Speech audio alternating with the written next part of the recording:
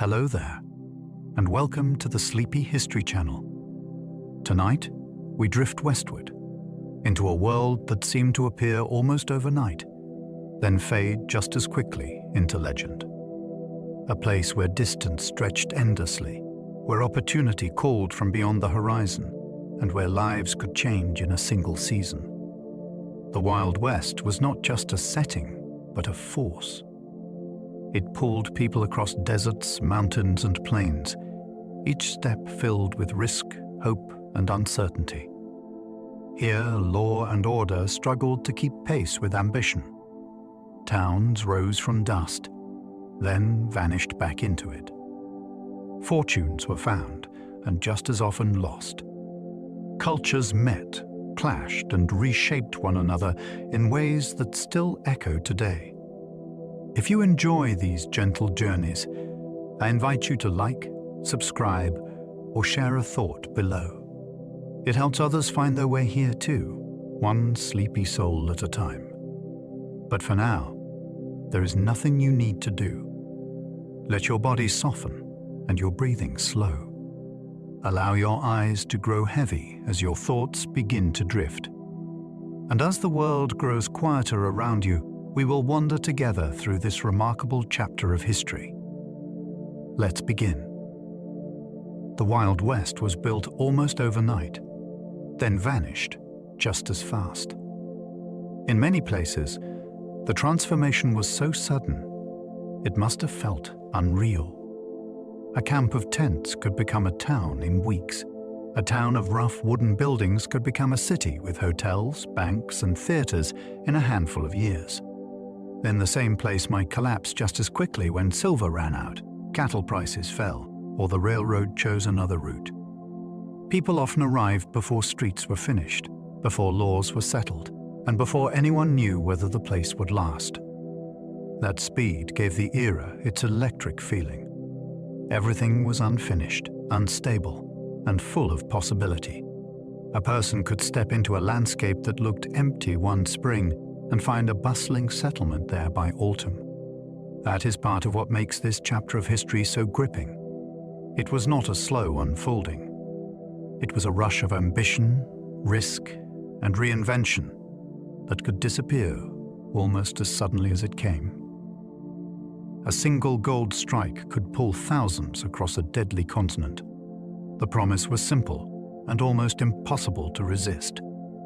Somewhere beyond the horizon, ordinary earth might contain enough wealth to change a life forever. That rumor alone was powerful enough to uproot farmers, clerks, sailors, craftsmen, and dreamers by the thousands. They crossed plains, mountains, and deserts with limited maps, uncertain supplies, and very little mercy from the land. Some traveled by wagon. Some sailed around Cape Horn. Some crossed fever-ridden jungles in Panama and continued north by ship. Many never found riches. Some never arrived at all. Yet the possibility itself had a strange force.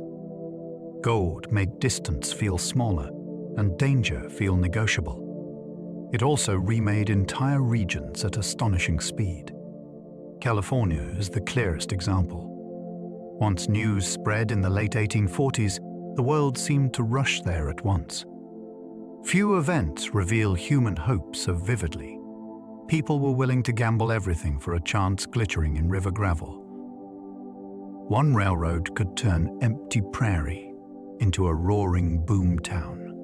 A line of steel could decide the fate of hundreds of miles.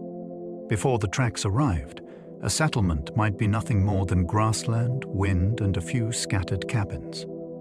Once a railroad company chose a stop, everything changed. Laborers came first, then merchants, surveyors, saloon keepers, speculators, and families followed close behind. Grain could be shipped out. Lumber and machinery could be brought in. News, money, mail, and strangers began moving at a speed older frontier life had never known. Businesses appeared because trains created customers. Hotels filled because travelers now had somewhere to stop. Land prices leapt because access meant profit. Rival towns sometimes fought desperately to win a depot, because missing the line could mean slow death. In the West, geography still mattered, but railroads suddenly mattered more. One decision in a company office far away could create a thriving place almost from nothing and leave another settlement to wither in the dust. The West was never empty. It was already home to millions. That is one of the most important truths beneath the legend. Long before wagon trains and rail lines pushed westward, the land held nations, trade routes, sacred places, political alliances, hunting grounds, farms, and cities of memory. The continent was not waiting to be discovered by newcomers. It was already inhabited, understood, and lived in.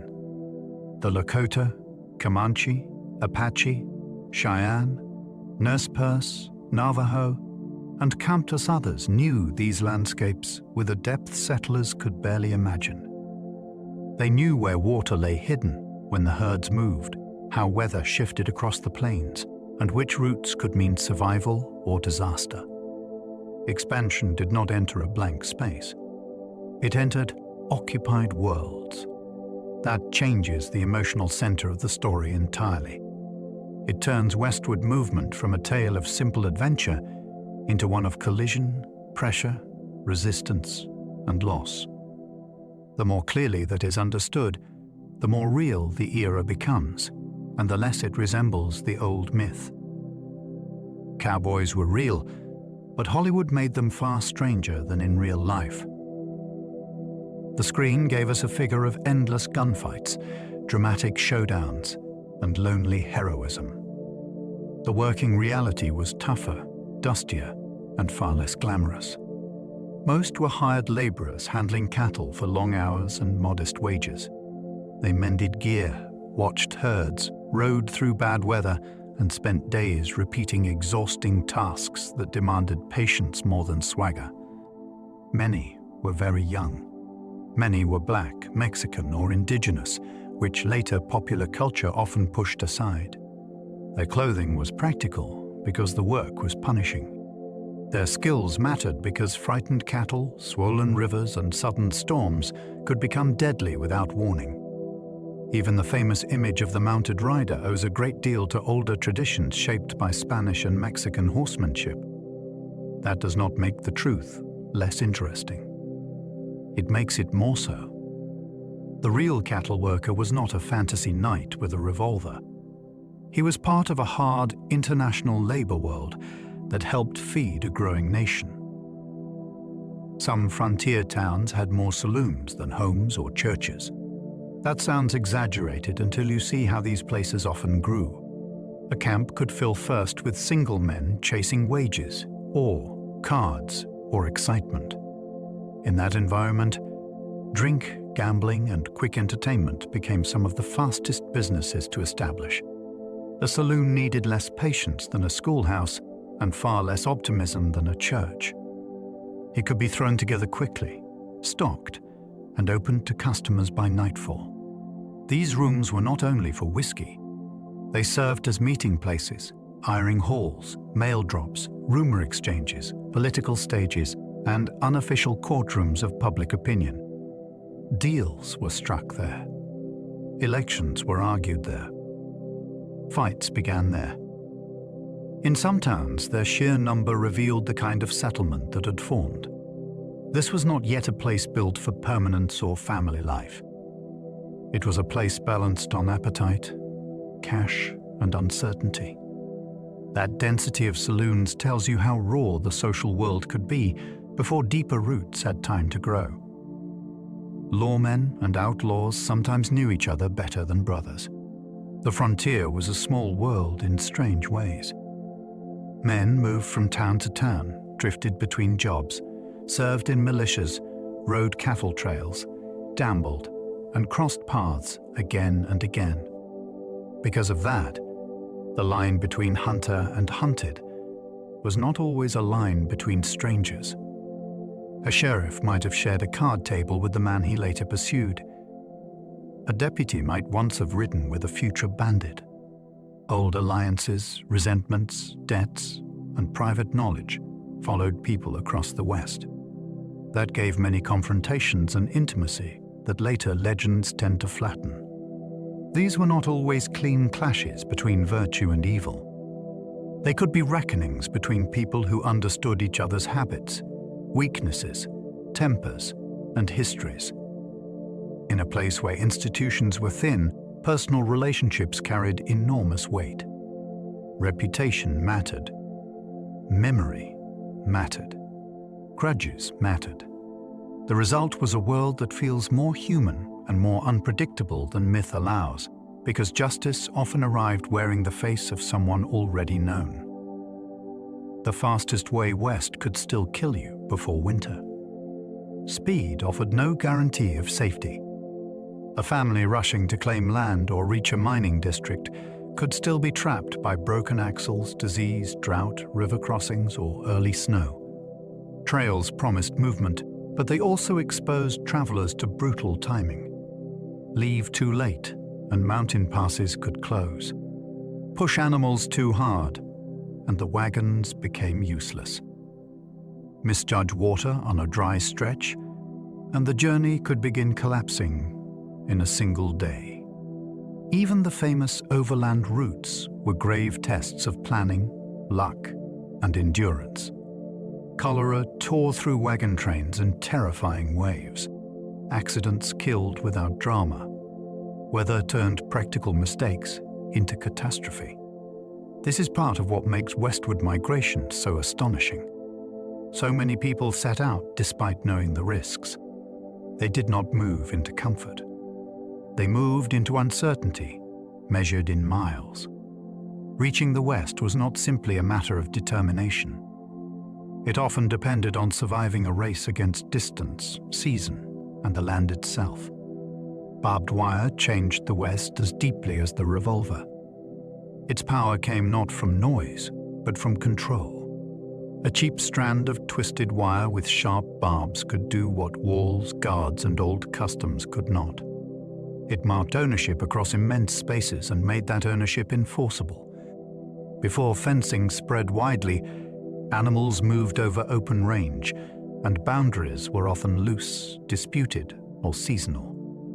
Once wire began stretching across the plains, the old pattern started breaking apart. Ranchers protected water and pasture. Farmers defended crops. Routes that had once been informal could suddenly be blocked. Tensions sharpened because a person could now close land with startling efficiency. Fence cutting became an act of rebellion.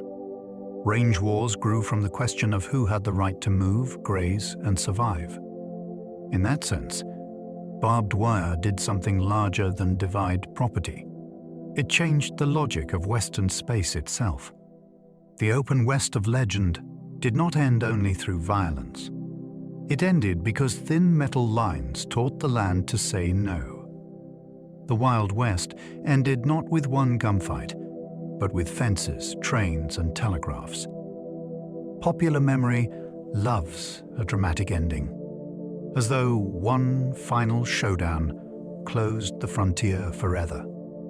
Real history is quieter and more sweeping than that. The old Western world faded when movement became regulated, communication became immediate, and space became organized. Railroads made remote places reachable. Telegraph lines let distant authorities respond far more quickly than before. Fences carved open land into managed property. Census counts, land surveys, courts, and expanding state power made improvisation harder to sustain. Even towns that still looked rough were becoming tied into national systems of commerce, law, and information. Myth prefers the sound of a revolver because it is vivid and personal. The actual ending arrived through infrastructure and administration. That is what makes it so fascinating. An era famous for freedom and danger did not disappear because adventure ran out. It disappeared because the nation learned how to measure, connect, claim, and monitor a landscape that had once seemed too vast to fully control. Stagecoaches carried money, mail, gossip, and sometimes armed guards. Before rail lines reached every destination, the stagecoach was one of the West's great moving lifelines. It did not carry only passengers. It carried payrolls, legal papers, newspapers, parcels, election news, private letters, and rumors that could change a town's mood before sunset. When a coach rolled in, people gathered because it brought the outside world with it. A delayed arrival could mean washed-out roads, broken wheels, robbery, or disaster somewhere along the route. Travel inside one was rarely romantic. Passengers were cramped, shaken violently, coated in dust, and often miserable by the end of the day. Yet that hard ride linked distant settlements into something like a shared world. The danger was real enough that some routes employed armed messengers, especially where gold shipments tempted bandits. That mix of ordinary communication and sudden violence makes the stagecoach fascinating. It was part bus, part bank vault, part post office, and part moving target. A sheriff could be feared, admired, corrupt, or all three.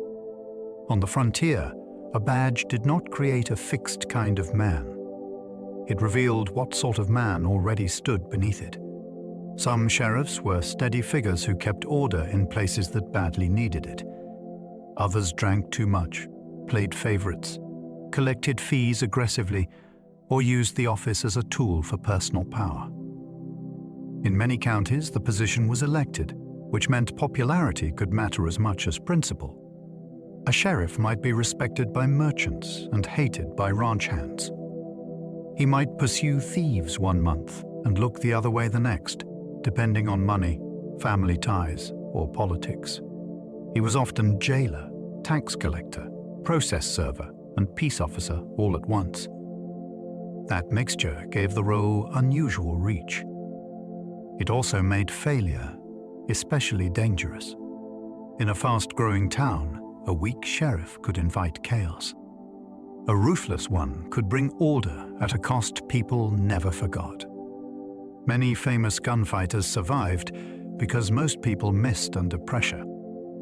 Legend makes frontier shooting seem almost surgical, as though skilled men calmly faced one another and placed perfect shots.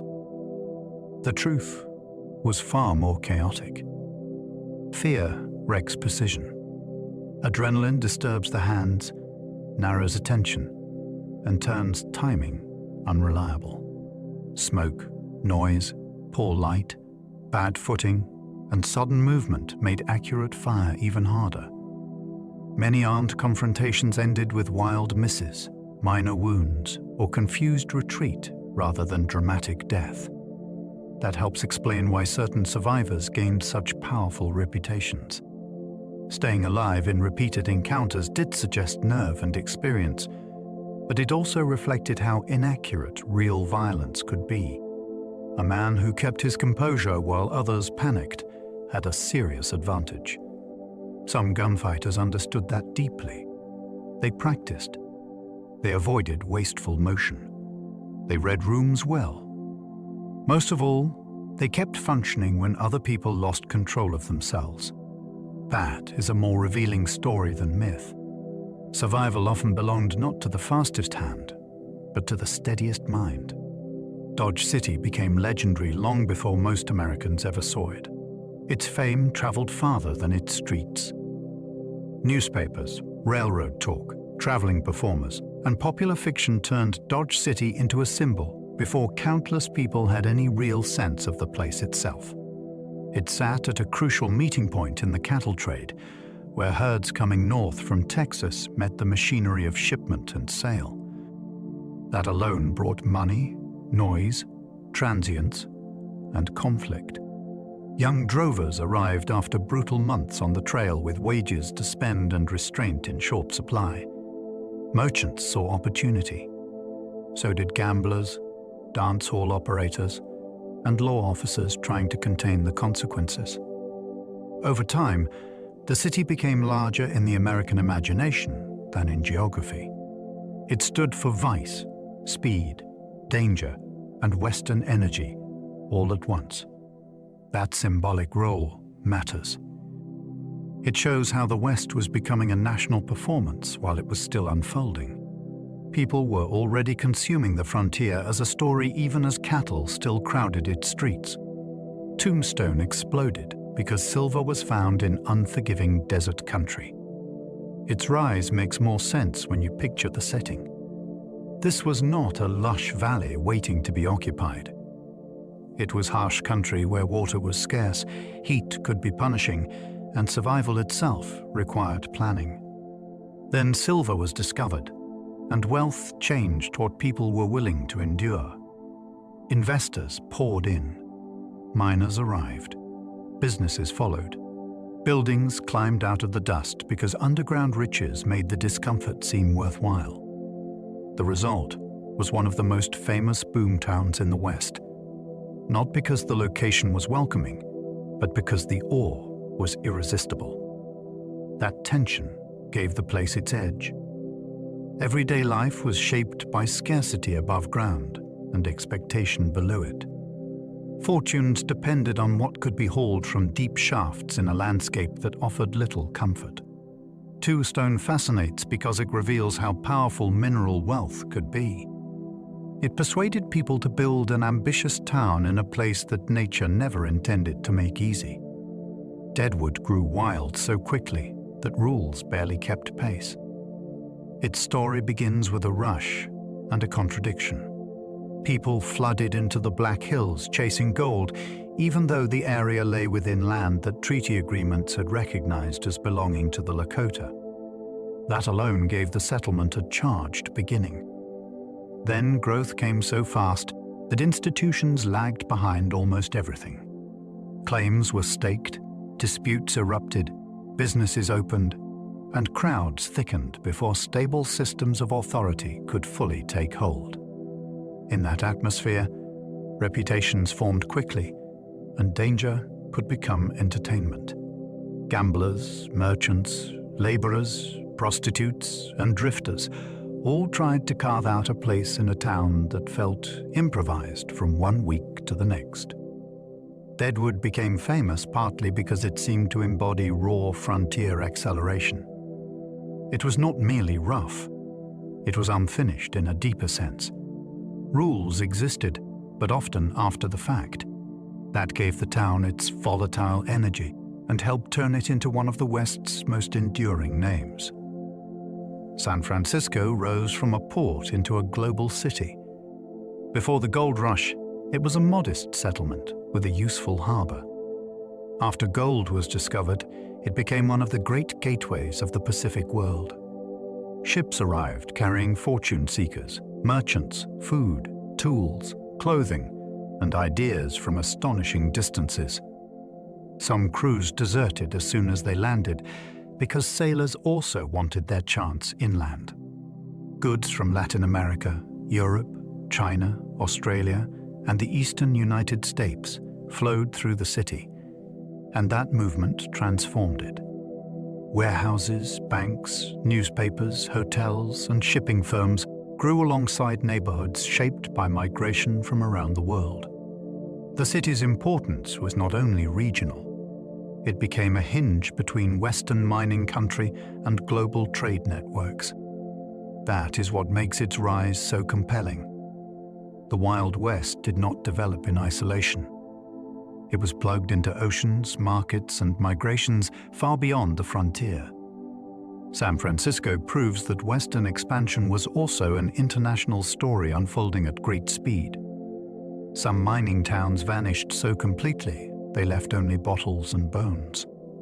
That eerie disappearance is part of the West's strange power.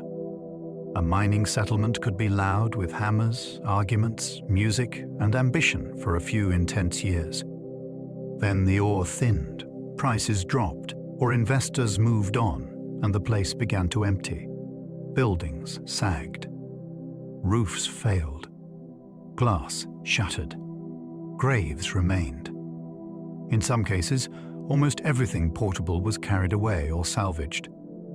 What endured were fragments that tell on the vanished life. Rusted cans, broken crockery, medicine bottles, boot leather, collapsed shafts, and cemetery markers still whisper that people once imagined a future there.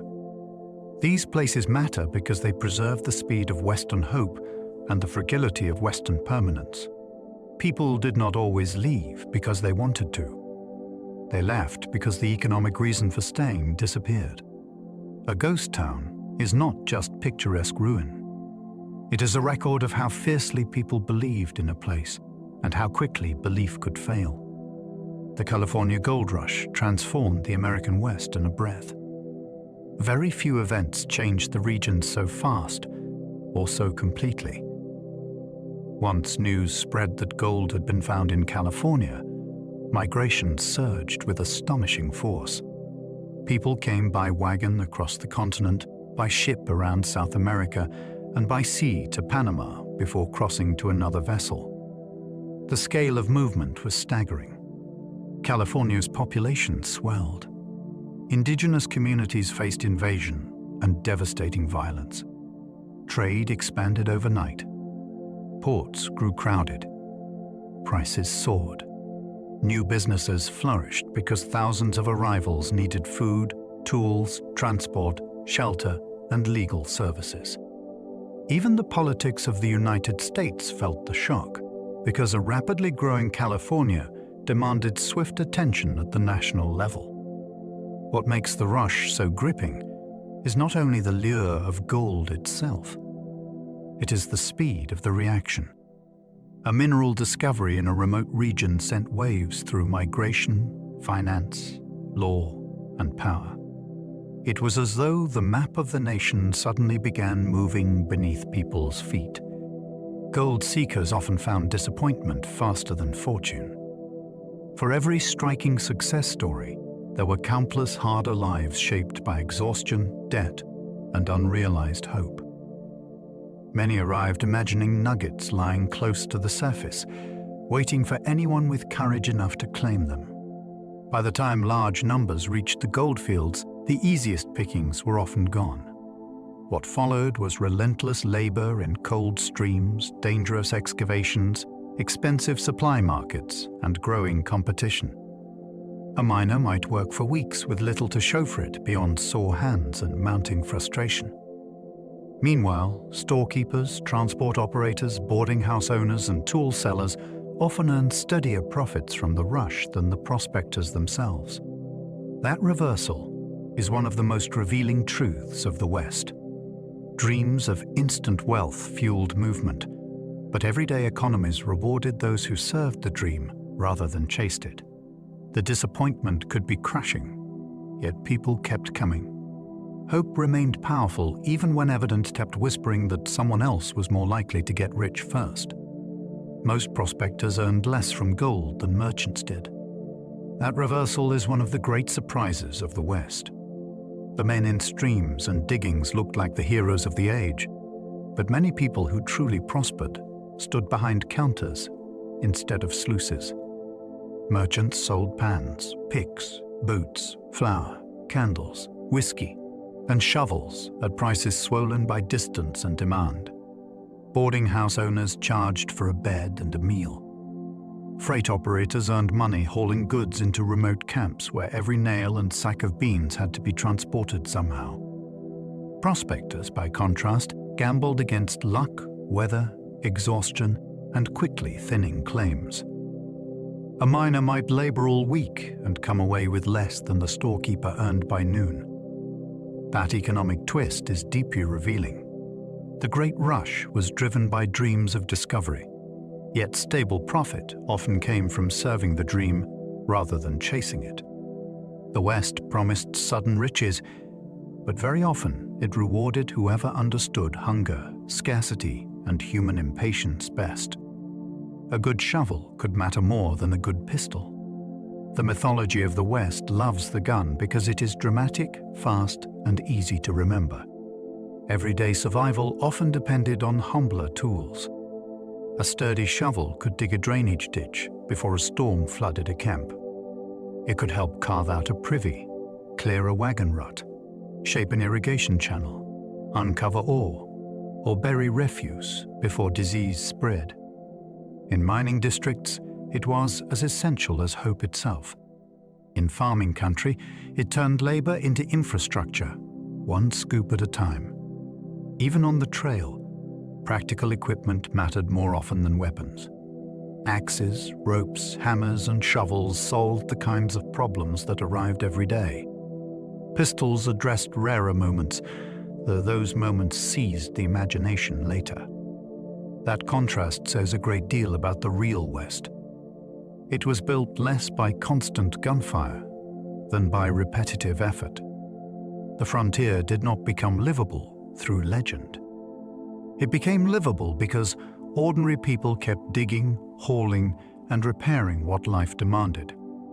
Hydraulic mining moved mountains and poisoned rivers downstream. This was gold extraction on a scale that feels almost industrially shocking. Instead of patiently panning creeks, companies blasted entire hillsides with powerful jets of water, turning earth into slurry and washing sediment through channels in search of profit.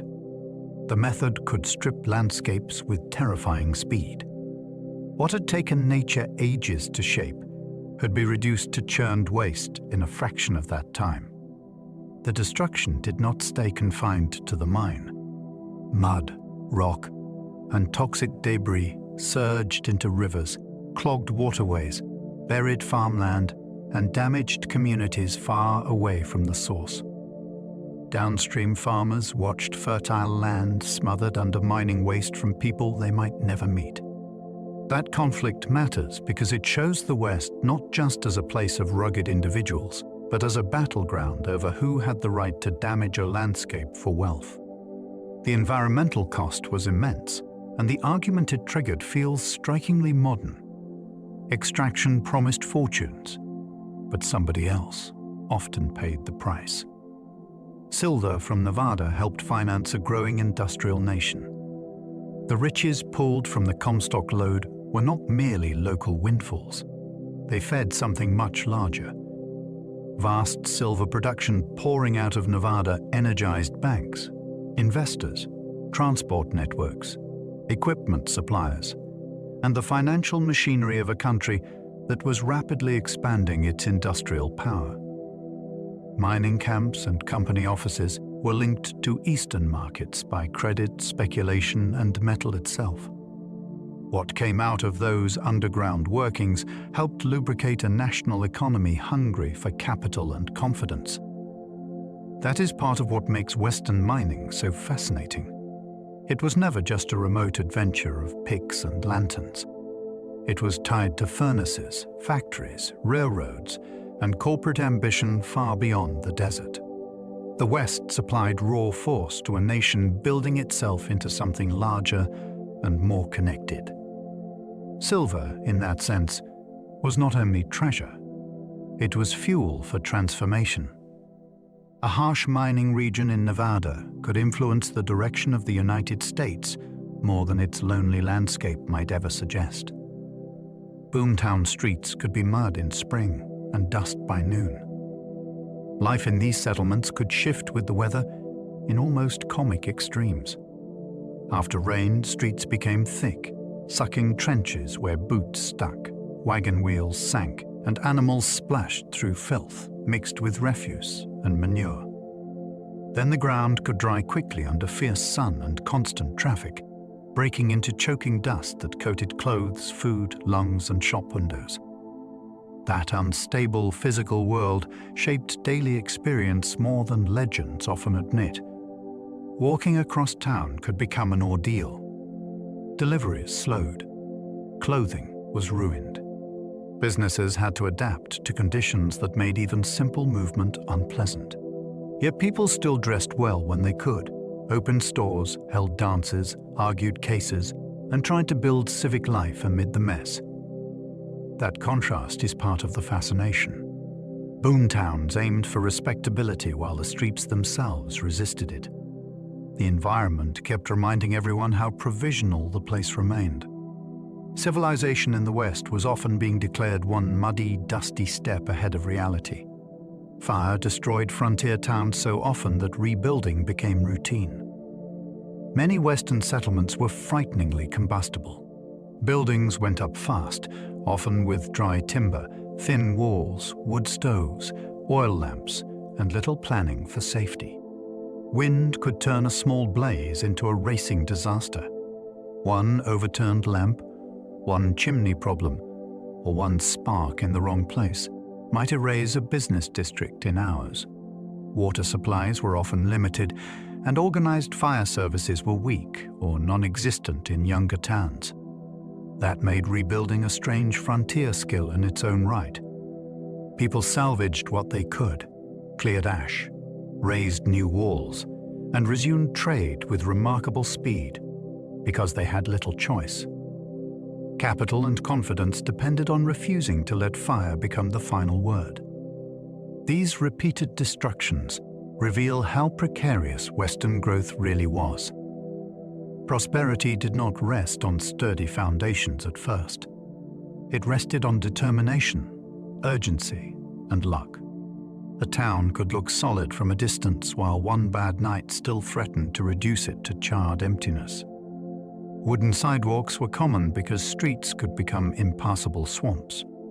They may sound quaint now, but they were practical responses to a stubborn problem. In many towns, the street below was not a pleasant surface at all. It could be deep mud, standing water, animal waste, wagon ruts, and churned filth, all mixed together. Wooden sidewalks lifted pedestrians above that chaos and gave at least some structure to public movement. They also created a particular soundscape. Boots thudded, heels clicked, and loose boards rattled as people moved from shop to shop. That rhythm became part of Western town life. These raised walks were not perfect. They splintered, shifted, and sometimes hid danger beneath them. Still, they made commerce possible in places where the ground itself refused cooperation. What fascinates me is how clearly they reveal the improvising spirit of the West. Settlements did not wait for ideal conditions before pretending to be proper towns. They built a narrow platform of order above the muck and carried on with business anyway. Hotels, banks, and opera houses followed wealth into unlikely places. That trio tells you a great deal about how Western communities imagined themselves. Once money began flowing from mines, cattle, railroads, or land speculation, people wanted more than rough shelter and supply stores. They wanted signals of permanence, status, and civilization. Hotels welcomed investors, officials, travelers, and the kinds of guests whose presence suggested importance. Banks promised stability, credit, and the possibility that local fortune could be organized rather than merely spent. Opera houses may sound especially surprising, yet they were powerful declarations that a place expected refinement along with profit. In a settlement surrounded by desert, mountains, or prairie, such buildings could feel almost improbable. That is exactly why they mattered. They announced ambition in brick, stone, and velvet. The West was not only a story of rough edges. It was also a story of communities trying to leap toward legitimacy with astonishing speed. Wealth did not just buy survival. It bought architecture, performance, and dreams of respectability. Some frontier newspapers were printed before streets were properly named. That detail captures the speed and hunger of Boomtown life perfectly. People wanted information immediately, even when the place itself was still half invented. A newspaper could appear before drainage was solved, before buildings were finished, and before anyone had settled on a lasting street plan. Its pages carried claim notices, shipping news, political arguments, advertisements, scandals, and fierce local opinion. That made the press a builder of towns as much as a recorder of them. Editors boosted settlement, attacked enemies, praised investors, and shaped public identity, while mud still filled the roads outside. Some papers were reckless, partisan, funny, or vicious, but they were rarely dull. They helped tell residents what kind of place they believed they were living in. That is the wonderful strangeness of it. Language and ambition sometimes arrived before infrastructure. A frontier town might first become real not through careful planning, but through bold headlines insisting that significance had already begun. Telegraph wires shrank the West faster than wagons ever could. For centuries, distance meant delay. A message could move only as fast as a rider, ship, or stagecoach. Then the telegraph changed the meaning of far away. News that once took weeks or months could arrive in minutes. A remote town was still physically distant, but it was no longer informationally isolated in the same way. Prices, election results, military developments, business orders, and personal messages began jumping across immense spaces with startling speed. That altered power itself. Officials could coordinate more quickly. Markets reacted faster. Newspapers became timelier. Decisions made in one city could affect another almost at once. The West did not physically shrink, of course, but human experience of it did. Vast landscapes remained vast, yet they felt less separate once wires stitched them into the same nervous system. That is why the telegraph deserves a place beside railroads in the story of transformation. It changed not where the West was, but how quickly the rest of the world could reach into it. The Pony Express became famous, even though it lasted briefly. Its legend feels far larger than its actual lifespan. The service operated for only a short window before the telegraph made it outdated, yet it burned itself into American memory with astonishing force. Part of that came from the image itself. A lone rider racing through vast country, changing horses, carrying urgent mail across danger and distance, was exactly the kind of story people wanted the West to tell about itself. It offered speed, courage, and drama in one compact symbol. The route stretched across huge spaces and demanded discipline from both horses and men. Letters moved faster than they had before, which made the service seem almost miraculous for its moment. Even its failure helped the legend. It was heroic, costly, and quickly overtaken by newer technology. That gives it the feeling of a glorious final sprint before a new age arrived. The Pony Express mattered not because it lasted, but because it captured the West in motion. Riders changed horses at speed to outrun distance and danger. The system depended on momentum. Stations were placed at intervals so a rider could leap from one exhausted horse to a fresh one and continue with barely a pause. That rhythm was essential because the mail could not wait for rest. The landscape was immense. Weather could turn hostile without warning, and delay meant failure. Every exchange was a small act of precision under pressure. Saddlebags had to move fast. Mounts had to be ready. The rider had to trust the next stretch of trail without knowing exactly what waited ahead. This was not simply a test of bravery. It was a test of coordination across a chain of isolated points scattered through difficult country. The speed of the service came from this living relay, not from one superhuman rider conquering the whole route alone. That is what makes it so fascinating. It was a network disguised as a dare, and every successful handoff pushed the message one step farther through the great open distances of the West. The railroad ended the age when remoteness ruled everything. Before the rails, distance could dominate every decision. It shaped the price of food, the pace of news, the reach of law, and the odds of survival. A place far from navigable water or major roads was not just inconvenient. It was vulnerable to delay in almost every form. Then the railroad arrived and shattered that old logic. Heavy machinery, building materials, passengers, livestock, mail, and manufactured goods could move with a reliability older transport rarely matched. A town that had once felt isolated could suddenly plug into national markets and national politics. That shift altered imagination itself.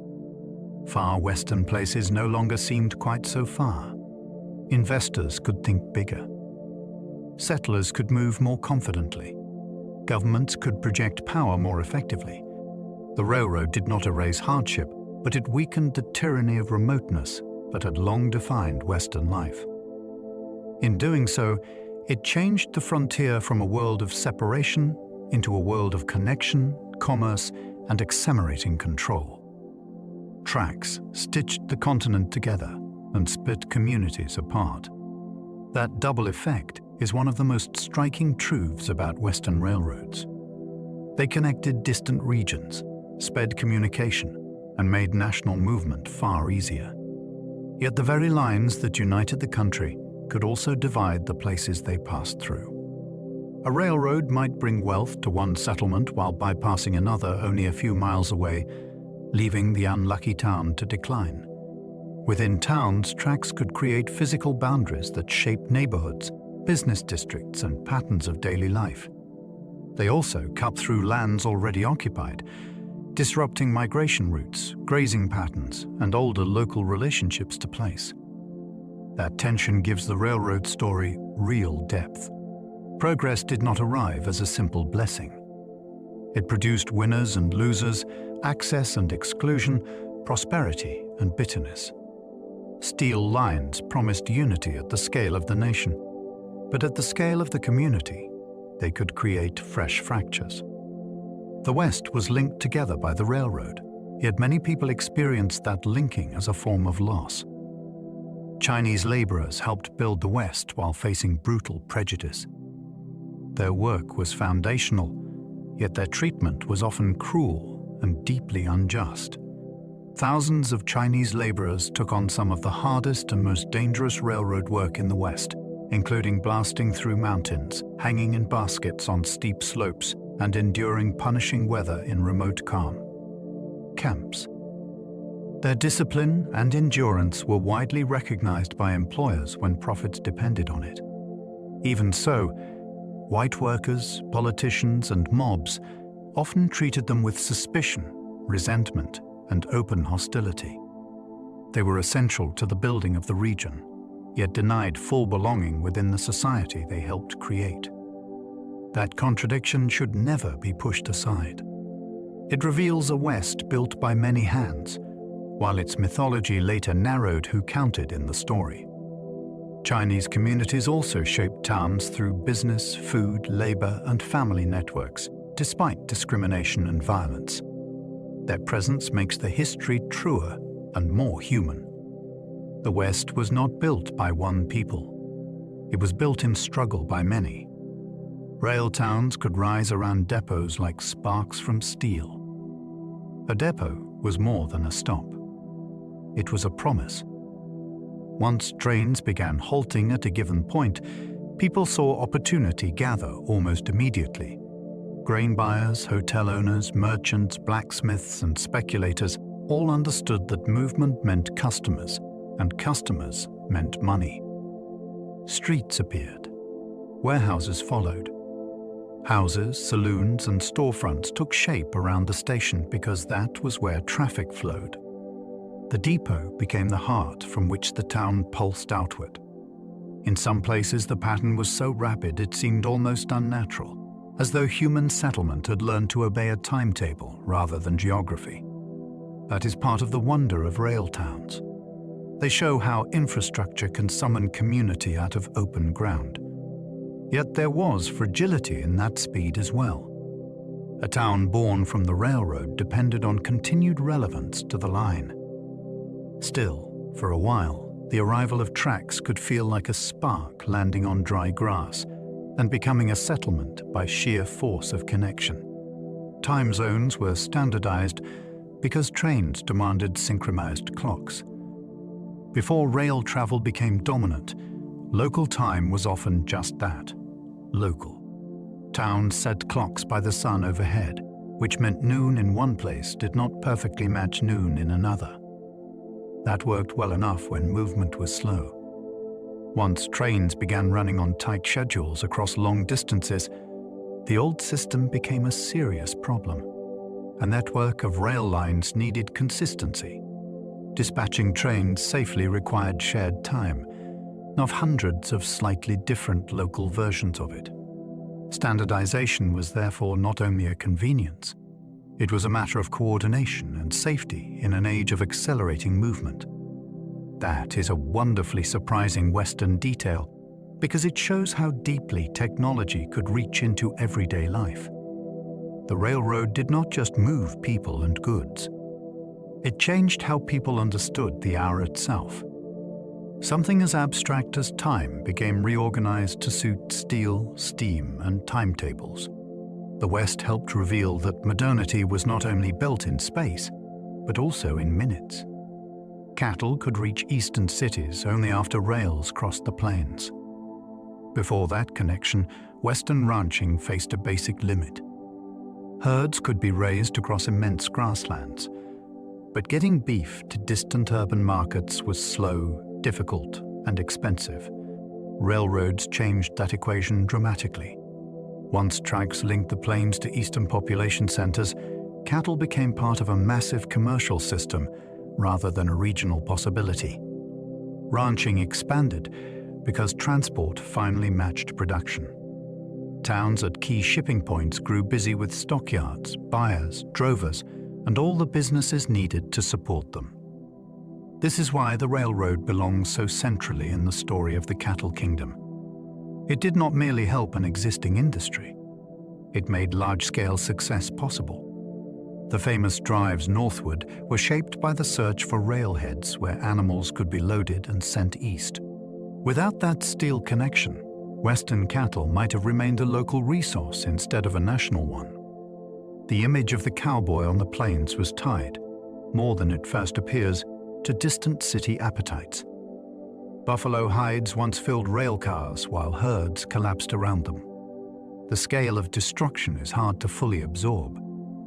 Hunters killed bison in enormous numbers, often taking hides and sometimes tongues, while leaving the rest behind to rot. Railroads made the slaughter easier by transporting hunters, equipment, and the products of the kill with far greater efficiency than before. What had once been one of the great animal populations on Earth was driven toward ruin with shocking speed. For native nations across the plains, this was not merely an environmental tragedy. It was a civilizational blow. Bison provided food, clothing, tools, shelter materials, and deep cultural meaning. When the herds collapsed, entire ways of life were attacked at the foundation. That is what makes the image of hides stacked in rail cars so haunting.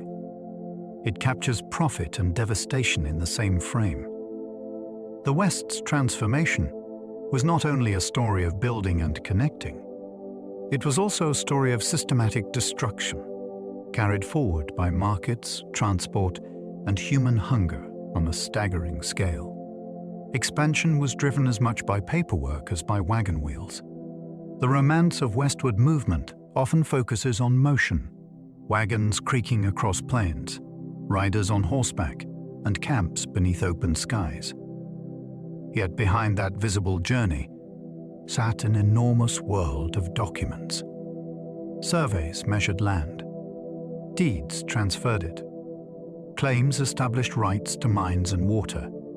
Military orders moved troops. Railroad grants redistributed vast areas. Court records, treaties, patents, and territorial laws determined who could own, cross, sell, or seize what.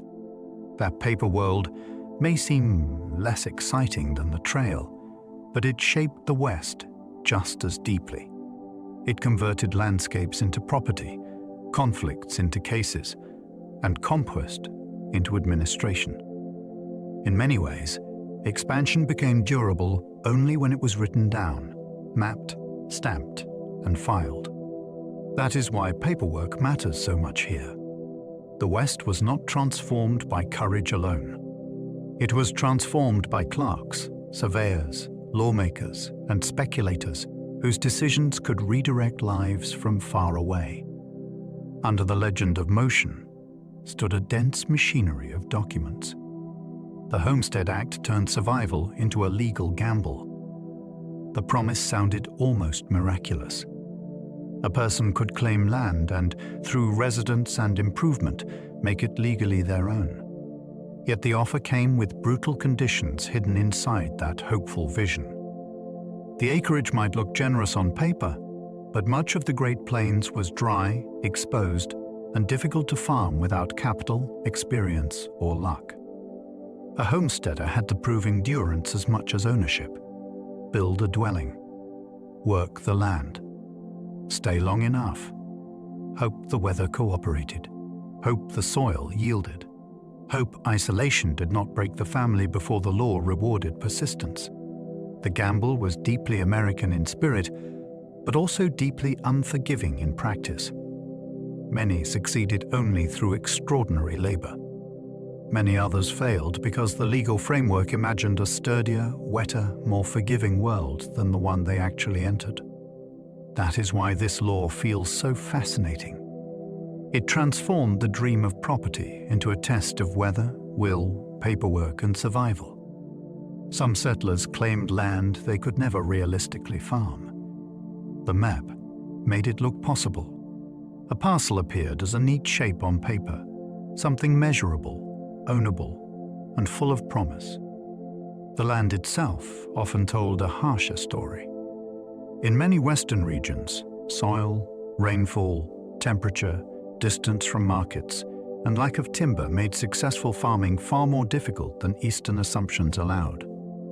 Families sometimes arrived with courage and tools, only to discover that optimism did not create water or shorten winters.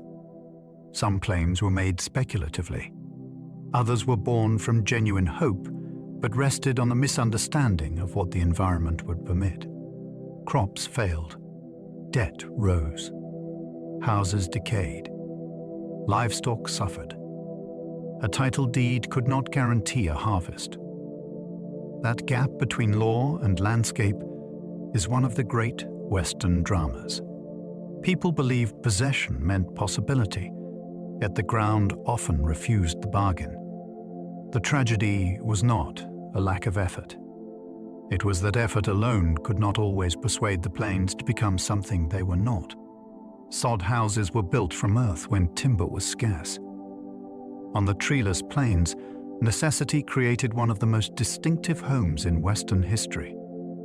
Settlers cut thick strips of tough prairie sod and stacked them into walls because there was often little wood available to build with. What sounds primitive was actually an ingenious response to environment. The dense earth provided insulation against heat and cold, and in a land of relentless wind, that mattered enormously. Yet life inside such homes could be difficult in ways modern ears may barely imagine. Dirt sifted down. Insects found their way through cracks. Rain could weaken the structure. The roof demanded constant attention. Still, families cooked, slept, argued, read, prayed, and raised children inside these earthen shelters.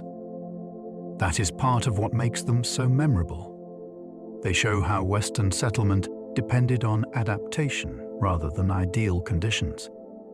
People did not wait for proper materials to appear. They built with the land beneath their feet and tried to make endurance feel like home. Prairie winds could strip roofs, crops, and hope in one season. Wind on the plains was not just weather. It was a force that entered daily life with exhausting persistence. It dried soil, bent young crops, rattled walls, slammed doors, drove dust into food, and worked constantly against comfort. In stronger bursts, it could peel roofing loose, scatter tools, damage fences, and leave a homestead looking as though it had been attacked by something alive. For newcomers from more sheltered regions, the psychological effect could be as severe as the physical one. The landscape already felt vast and exposed. When the wind took command of it day after day, that exposure became deeply personal. A person could feel worn down by invisible pressure. The prairie tested not only farming skill, but emotional resilience. That is why this detail matters so much. The West was shaped by famous events and famous figures, but also by the slow, grinding power of climate. Sometimes the enemy was not violence or distance. Sometimes it was the air itself. Water determined which dreams survived and which settlements died. More than almost anything else, water decided the fate of Western ambition. A town could have energy, investment, and eager newcomers, but without a dependable supply, it stood on a weak foundation. Ranches needed it. Farms depended on it. Railroads required it for steam locomotives. Households could not endure long without it. A spring, creek, river, or reliable well could make one site viable, while another faded only a short distance away. That reality sharpened conflict because water was never just a natural resource. It was leverage, survival, and future value all at once. Control of it could shape property lines, labor patterns, and power within whole communities. This is one of the most revealing truths of the West. The grand language of opportunity often rested on something very basic. Before dreams became towns or fortunes became dynasties, somebody had to answer the practical question of where the water would come from. Without that answer, vision dried up quickly. Irrigation transformed deserts into farmland and conflict zones. The arrival of irrigation could feel almost miraculous. Water carried through ditches, canals, and later more elaborate systems allowed fields to appear where dry land had once seemed to rule out cultivation entirely. Orchards, farms, and towns expanded because human engineering redirected the terms of possibility. Yet every channel of water also carried an argument. Who received how much? Who got priority in drought? Who had the right to divert a stream? Who bore the loss when upstream users claimed more than their share? That is why irrigation belongs in the story as both triumph and tension. It turned scarcity into productivity, but it also made conflict more precise and sometimes more bitter. When water was moved by design, justice became harder to separate from power. The desert could bloom, but not without decisions that favored some people over others. In that sense, irrigation was never only a technical achievement. It was a political one, and the lines it drew could be as consequential as any border. Barbed wire ended the open range with ruthless efficiency. Its genius was its simplicity. Cheap, light, and easy to stretch over long distances, it made control practical on a scale that older fencing methods could not match. Once it spread widely, the open range stopped being truly open. Ranchers enclosed pasture. Farmers protected crops. Water access could be restricted. Routes once taken for granted by drovers or neighbors could suddenly be blocked by a thin line of metal that cut skin and challenged custom. What makes this transformation so striking is how quiet it was compared with the stories that usually dominate Western memory. No dramatic battle was needed. No grand speech. A few strands fixed to posts could change an entire social landscape. The old world of shared movement across broad spaces began tightening into ownership and excursion. That is why barbed wire feels so important. It did not merely mark boundaries. It enforced a new philosophy of land, one in which access belonged less to habit and more to whoever could fence first. Fence cutting became a frontier crime when ranch wars erupted. Once wire spread across the plains, cutting it became more than vandalism. It became a direct challenge to a new order. To some people, a fence protected hard-won property and investment. To others, it represented enclosure, greed, and the theft of roots or resources that had once been used more freely. When tensions sharpened between large ranchers, small farmers, and competing interests, the wire itself became a target. A cut fence could release livestock, reopen blocked ground, or send a message of defiance sharper than words. That gave the act a symbolic charge far beyond the metal strands involved. It was about who had the right to define Western space. These conflicts could escalate into intimidation, retaliation, and wider violence because the stakes were never merely local inconvenience. Property, movement, and survival were tangled together. Fence cutting fascinates because it reveals how a seemingly simple object could ignite fury. On the frontier, a broken line of wire might signal a much larger war. Cattle drives moved living wealth across hundreds of dangerous miles. These journeys were astonishing logistical feats, but they were also fragile moving gambles. The herd itself was the fortune.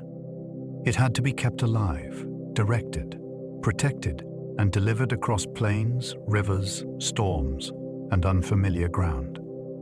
Unlike cargo in crates, cattle could panic, scatter, sicken, or die.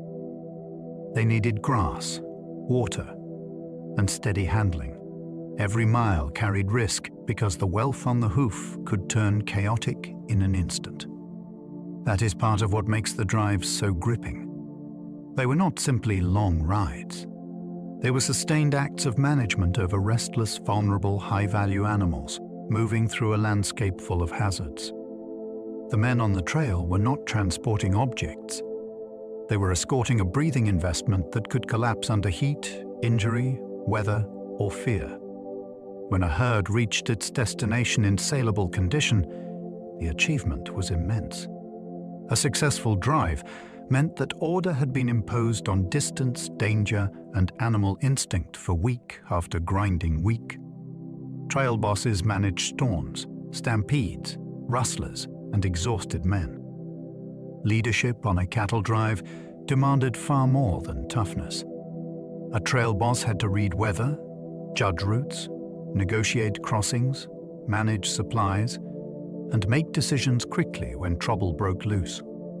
He was responsible not only for the herd, but for the crew holding it together. That meant dealing with fear, fatigue, boredom, injury, and the fraying tempers that long, hard travel could produce. A storm might force sudden changes. A rumor of rustlers could require vigilance through the night. A frightened herd might need calm handling at exactly the moment the men themselves felt least calm. Authority in that setting was practical before it was heroic. A boss who misjudged the land or mishandled the crew could destroy the venture. That makes the role deeply fascinating. On the trail, command was tested every day against nature, uncertainty, and human weakness. The cattle drive may look romantic from a distance, but up close it depended on relentless decision-making under pressure. Longhorn cattle survived the trail because they were astonishingly tough. These animals were built for hardship in a way that made them almost legendary. Longhorns could travel great distances, handle heat, resist disease better than many other breeds, and keep moving on rough forage that might weaken less resilient stock. Their spread of horns made them striking to look at, but their real value lay in endurance. On the long trails north, that endurance meant everything. A herd had to cross open country, face weather swings, survive thirst, and still arrive in condition fit for sale. Fragile animals would have turned the whole cattle business into a ruinous gamble. Longhorns made it possible. They were not delicate creatures shaped for comfort. They were the products of generations of adaptation in a demanding environment. That is why they matter so much in the story. The famous drives were not feats of human management alone. They depended on an animal tough enough to carry the burden of an entire Western industry on its hooves. Cowboys were often teenagers doing relentless work for modest pay. The image of the fully formed Western hero hides a more ordinary truth. Many hands on the trail were very young men, and sometimes little more than boys, learning quickly in a world that demanded usefulness from the start. The labor was repetitive, dirty, and exhausting. They rode long hours, slept lightly, worked in heat and storms, and accepted discomfort as part of the job. Pay was not usually grand. For many, the work offered experience, movement, and a place in the cattle economy more than it offered wealth. That gap between legend and reality is one of the most fascinating things about cowboy life. Popular culture later gave these workers a kind of epic nobility, but the real story includes youth, low wages, rough conditions, and constant responsibility. A teenager on the trail might be expected to help control a herd worth a fortune, while still earning far less glamour than the later myth would suggest. That makes the reality more human, not less remarkable. Many cowboys were black, Mexican, or indigenous, not just white. This is one of the clearest examples of how mythology narrowed the real West. The cattle world drew on many peoples, and the men who worked horseback across ranches and trails reflected that diversity. Black cowboys found employment and skill in ranch labor after emancipation, even within a society still deeply marked by racism. Mexican riders brought knowledge, vocabulary, and working traditions rooted in generations of horsemanship. Indigenous men also worked in ranching, drawing on their own experience with animals, land, and mobility. Yet later, images of the cowboy often whitened this world until whole groups nearly disappeared from the popular picture. Recovering the truth changes the emotional texture of the story. It reminds us that the West was not built by a single face or voice. It was built by people meeting in labor, hierarchy, and exchange across cultures that did not stand apart from one another. The cattle frontier was mixed from the beginning, even when memory later pretended otherwise. Vaqueros shaped cowboy culture before the United States pushed west. Long before the classic American cowboy entered legend, the Vaquero tradition had already developed across Spanish and Mexican lands.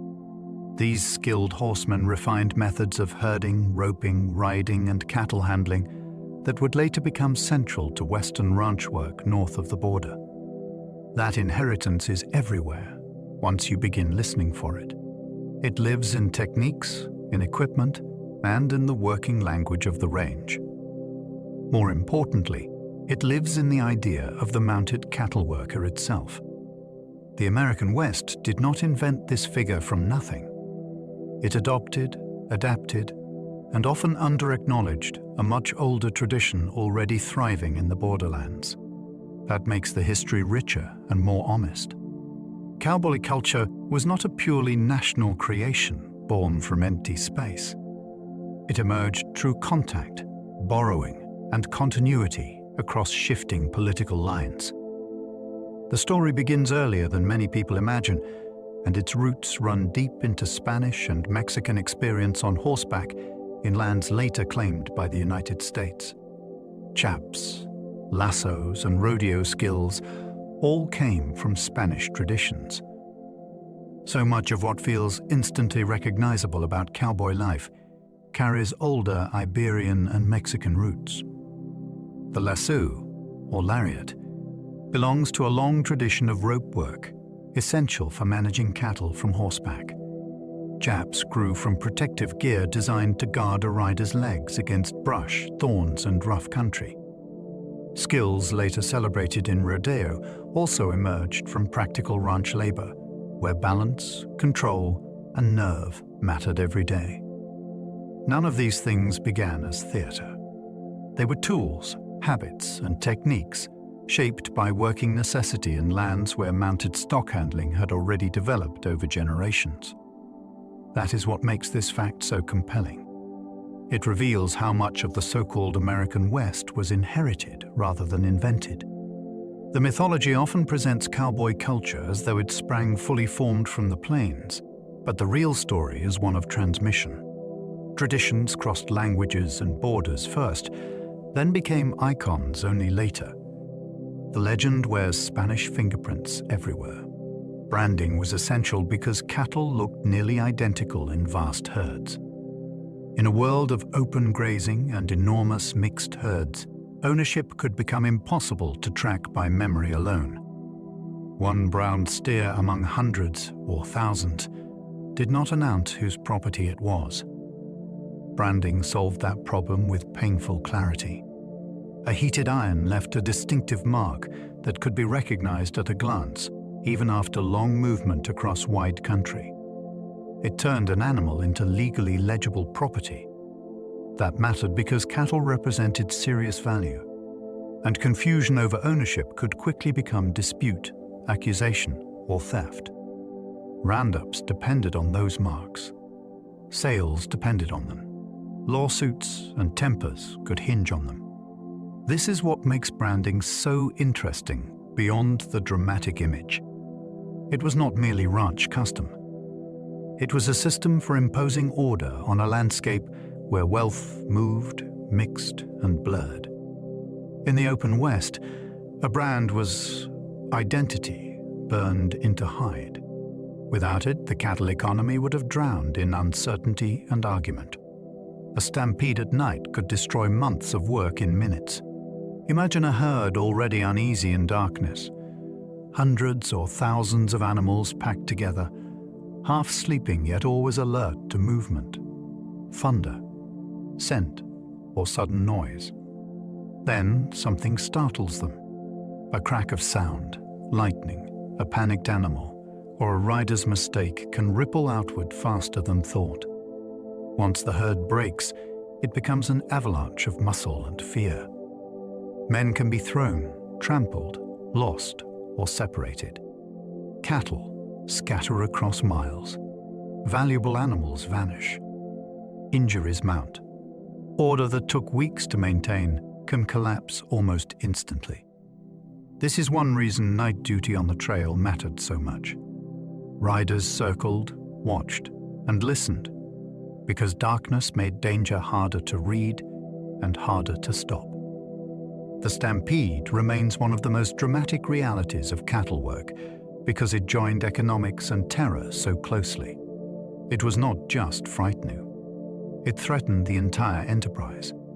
In those moments, the drive could turn from routine hardship into raw chaos under the open sky. River crossings were among the deadliest moments on a cattle drive.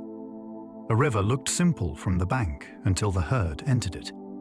Currents could pull animals sideways, break the line, and trigger panic in seconds. A crossing needed judgment before bravery. Riders had to choose where the bottom was firm enough, where the current was manageable, and where steep banks would not trap the herd on entry or exit. Even then, things could go wrong quickly. Cattle bunched together, lost footing, or turned back against the flow. Men could be swept off horses. Wagons and supplies faced their own risks if the bottom was muddy or the water rose unexpectedly. What makes these moments so gripping is that they condensed so many frontier dangers into one place. Water promised life everywhere else on the trail. Yet here it became a test of nerve, timing, and control. A successful crossing felt like a triumph. A bad one could wreck the herd, the crew, and the profits of the entire journey. Chuck wagons fed the trail and carried a ranch cook's authority. The chuck wagon was the moving kitchen of the cattle drive, but it was also something more important. It was the practical center of camp life. It carried food, tools, cookware, and the small supplies that helped keep men functioning over long weeks on the trail. At its heart stood the cook, who often held more daily authority than outsiders might expect. He set the rhythm of meals, guarded provisions, and could influence morale as surely as any boss. A good cook meant hot coffee, edible food, and a sense that life still had structure after a hard day. A bad one could sour tempers quickly. The wagon itself became a landmark of order amid motion, the place where hungry men gathered and where the rough business of feeding labor was made possible. That is why it fascinates me. Western history often spotlights gunmen and trail bosses, yet this rolling kitchen quietly sustained the entire enterprise one meal at a time. Cowboy songs were practical, often used to calm restless cattle. Music on the trail was not only entertainment drifting into the night. It could be work. Riders sang softly during watches because familiar, steady sound helped soothe nervous animals in darkness. Cattle were sensitive to disturbance, and a calm human voice could become part of the pattern that kept them settled. The songs themselves were often simple, repetitive, and easy to carry over distance, which made them well suited to exhausted men who still needed to stay alert. That usefulness gives the music a special beauty. It grew from necessity, not performance. A rider humming into the dark was doing more than passing time. He was helping hold together a fragile pocket of order around a herd that might otherwise spook and run. These songs also preserved feeling, memory, and humor in a hard life, but their practical role is what makes them so memorable. The West could be noisy with danger, and sometimes the answer was a human voice choosing rhythm over silence. Guns were common, but many frontier towns restricted carrying them. That surprises people because the Wild West is so often imagined as a place where everyone wore a weapon everywhere, and nobody objected. In reality, a number of frontier towns tried to control public gun carrying, especially in busy districts where drinking, gambling, and crowding could turn ordinary tension into bloodshed. Visitors entering town were sometimes expected to surrender their weapons or keep them secured. The goal was not to erase violence entirely. It was to reduce the odds of drunken arguments becoming funerals. This matters because it reveals something important about Western communities. Even in places famous for danger, many residents did not celebrate chaos. They wanted trade, stability, and streets where business could continue without constant fear. The image of universal armed freedom is powerful, but the historical picture is more interesting. Town leaders often understood that a settlement could not become prosperous or respectable if every quarrel had a loaded pistol sitting one heartbeat away. The revolver became iconic because it made repeat fire portable. Its importance lies in what it changed about a single person's power. Earlier handguns could be slow and awkward to reload, which limited how much force someone could carry and use quickly. The revolver altered that balance by allowing several shots before reloading became necessary. That may sound straightforward now, but at the time, it felt transformative.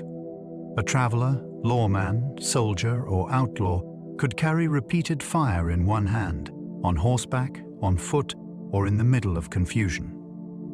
That portability mattered in a world where danger could appear suddenly and at close range. The revolver also suited the pace of frontier movement. It was easier to wear than a long gun, and easier to bring into immediate use. That practical advantage helped turn it into a symbol. The legend later exaggerated its role, of course, but the underlying fascination remains real. This was technology shrinking lethal force into something personal, mobile, and instantly available. Winchester rifles changed hunting, warfare, and frontier mythology together. Few weapons became so entangled with both daily use and national imagination. Lever-action rifles associated with Winchester allowed rapid repeat fire without the long pauses older firearms often required. That made them valuable to hunters pursuing game, to fighters in violent conflict, and to anyone who wanted dependable firepower in uncertain country. Their significance was practical first. They could shift what an individual might accomplish in the field. Yet their cultural impact went further. These rifles entered advertisements, stories, and later films until they became part of the visual language of the West itself. That double life is what makes them fascinating. They were real tools with real consequences, but they also helped write the legend after the fact. A rifle could feed a family, kill at range, or symbolize independence, depending on who held it and who later told the story. Few objects show so clearly how technology and myth grew together on the frontier. Gunfights were usually sudden, messy, and nothing like the movies. The popular version is neat and theatrical. Two opponents face each other in a clear street, hands hovering, silence stretching, until one perfect draw decides everything. Real violence was rarely so composed. Many shootings began in confusion, during arguments, ambushes, failed arrests, drunken confrontations, or moments when one person never even realized the danger was fully upon him. Distances were short. Visibility could be poor. People missed. Bystanders were at risk. Sometimes the deadliest man was not the fastest, but the one who had the advantage of surprise, cover, or sheer ruthlessness. This matters because it makes the frontier feel more human and less staged. The West did see violence, but it was usually clumsy, frightening, and morally murky rather than elegant. The movie duel flatters the idea of control. The historical reality often reveals panic, imbalance, and raw chance. In that gap between legend and fact, the true atmosphere of frontier danger becomes much clearer. Shotguns were often more feared than pistols at close range. The pistol became the great icon of Western violence, but fear on the ground did not always follow the legend. At close distance, a shotgun could be devastating in a way people understood immediately and viscerally. In a saloon, hallway, coach stop, or doorway, it offered brutal stopping power without requiring the same precision a handgun might. That made it a practical choice for guards, homeowners, express agents, and anyone expecting trouble at short range. Its reputation came not from elegance, but from certainty. A revolver looked dramatic on a hip. A shotgun looked like bad news already decided. This contrast is fascinating because it reminds us that memory and usefulness are not always the same thing. The weapons most celebrated later were not always the ones most feared in the moment. The West ran on practical judgments as much as symbolism. When danger felt immediate and space was tight, many people trusted the scattergun more than the sidearm. A badge did not always guarantee honesty on the frontier. Authority in the West could be thin, personal, and dangerously inconsistent. A man wearing a badge might be brave and dependable, but he might also be vain, indebted, politically connected, or willing to bend the law when it suited him. In some places, offices were tied to fees, elections, and local alliances, which meant enforcement could be shaped by profit or favoritism as much as principle. One suspect might be pursued hard, while another received quiet protection. A lawman could be both protector and bully, depending on who was asking.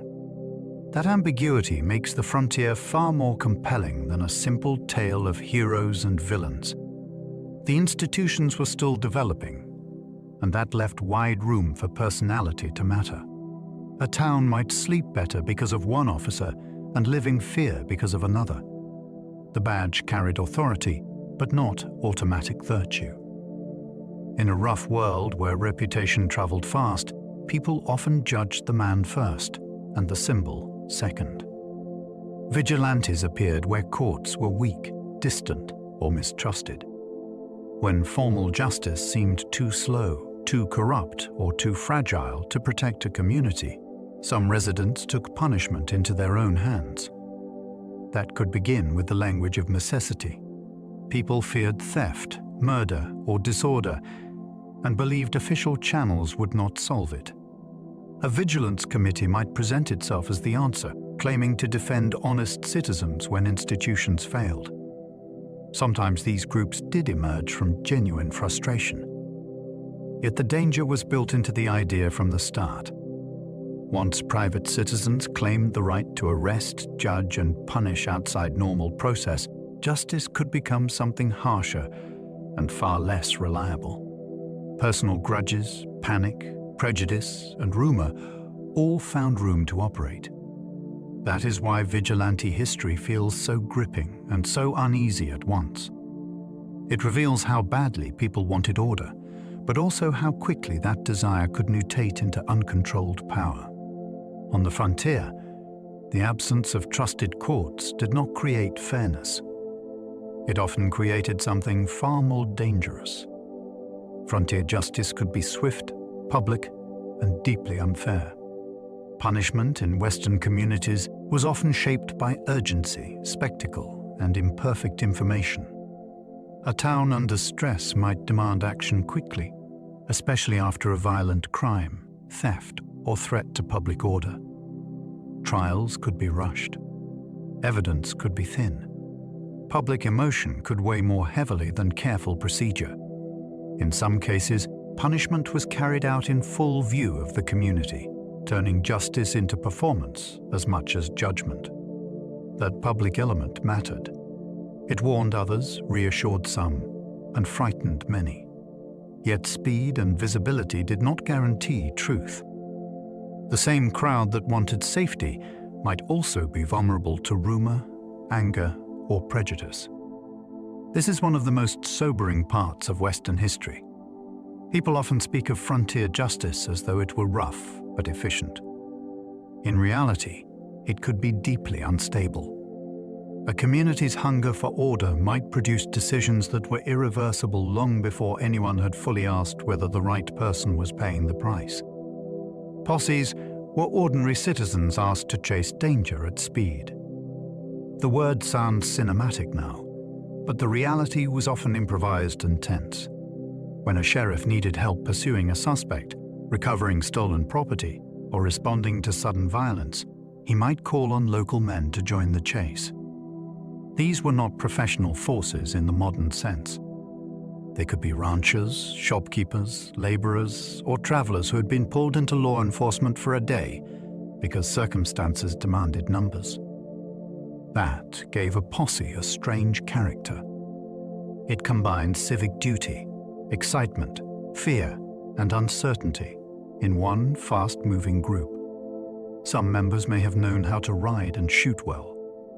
Others may simply have answered because refusing looked dishonorable. The result could be effective, chaotic, or both at once. What makes posses so fascinating is that they reveal how thin institutional power could be on the frontier. When trouble came, the line between private citizen and temporary arm of the law could vanish almost immediately in a cloud of dust. Jails were sometimes so flimsy that prisoners simply cut through them. Frontier communities often built confinement with whatever materials and money they had available, which could produce results far less secure than the word jail suggests. In newer or poorer settlements, a lockup might be little more than a small wooden structure with barred openings, thin walls, and obvious weaknesses.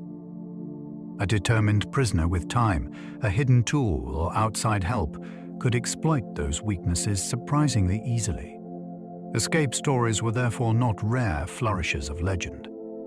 They were built into the practical limitations of frontier construction. This detail is fascinating because it exposes how provisional law enforcement could be. A town might declare authority, make an arrest, and hold a dramatic hearing, yet still lack a truly dependable place to keep the accused. Security depended on materials, manpower, and money that were often in short supply. The image of the solid stone cell belongs to a later and stronger state. On the frontier, confinement itself was sometimes still under construction. Outlaws robbed banks, trains, stages, and sometimes their own reputations. Crime in the West was never as clean or glamorous as later legend pretended.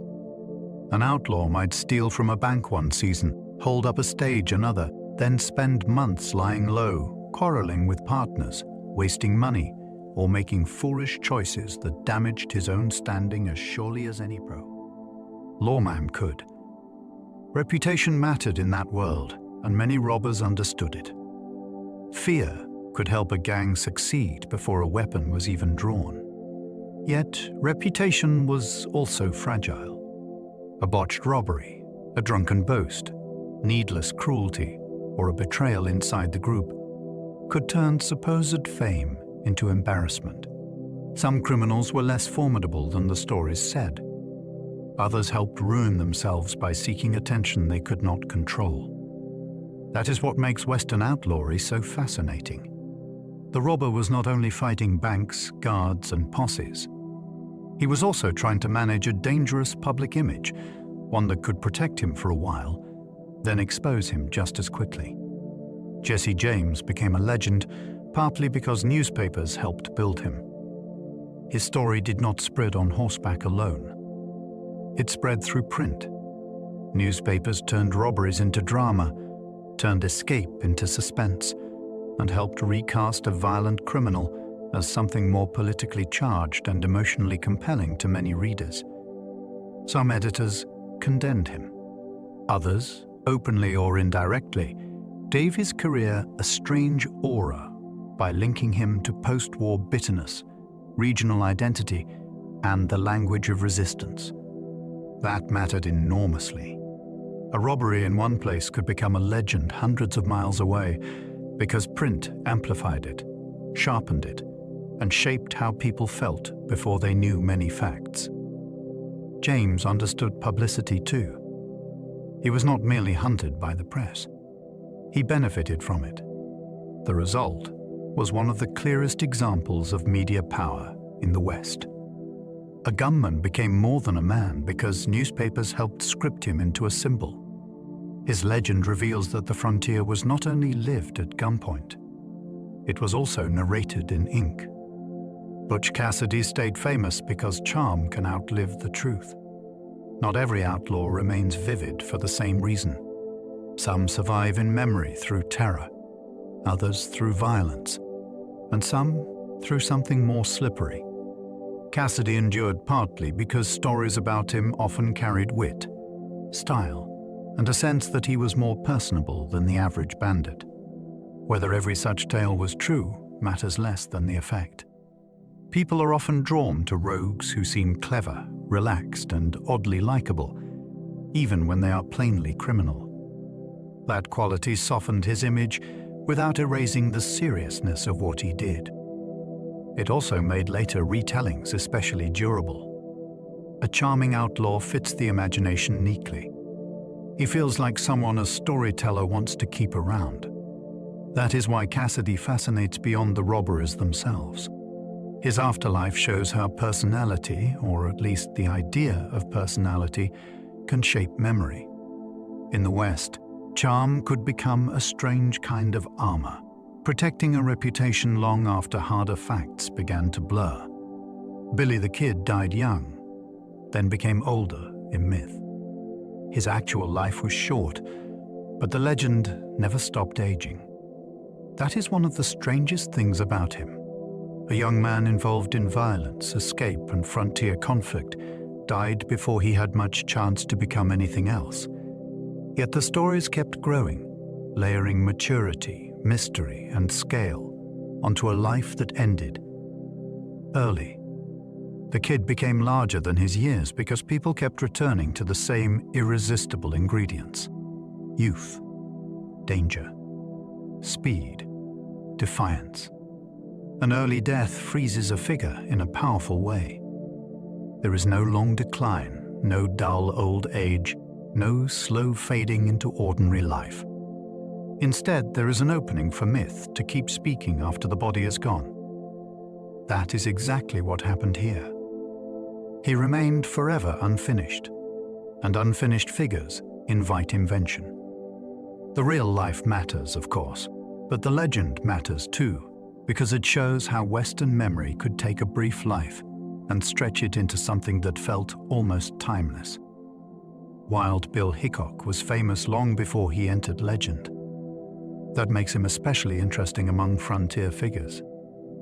He was already widely known during his own lifetime, not merely discovered by later generations. Accounts of his appearance, his bearing, his shooting, and his career circulated while he was still moving through the world, which meant he experienced the strange condition of becoming a public figure before his story was complete.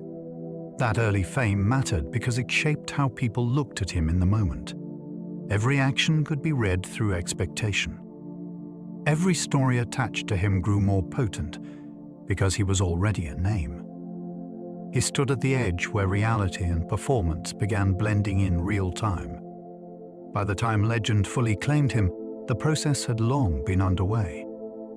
That is what gives his story such force. He was not simply turned into myth after death. He helped inhabit a reputation while alive, which makes him feel like one of the first truly modern celebrities of the West. Wyatt Earp's reputation grew more after his life than during it. He was certainly known in his own time, but the towering version familiar now was shaped heavily afterward. Memoirs, interviews, films, and later retellings steadily enlarged him into something firmer and more heroic than the historical record always supports. That long growth is fascinating because it shows reputation as a kind of construction project. It was assembled over years by people with motives, memories, loyalties, and commercial interests of their own. Earp became a figure through whom Americans could imagine order facing frontier disorder, even if the real man was more complicated, more shifting, and sometimes less admirable than the polished legend suggests. The distance between life and memory is the real story here. He did not simply leave behind a reputation. Others kept building it.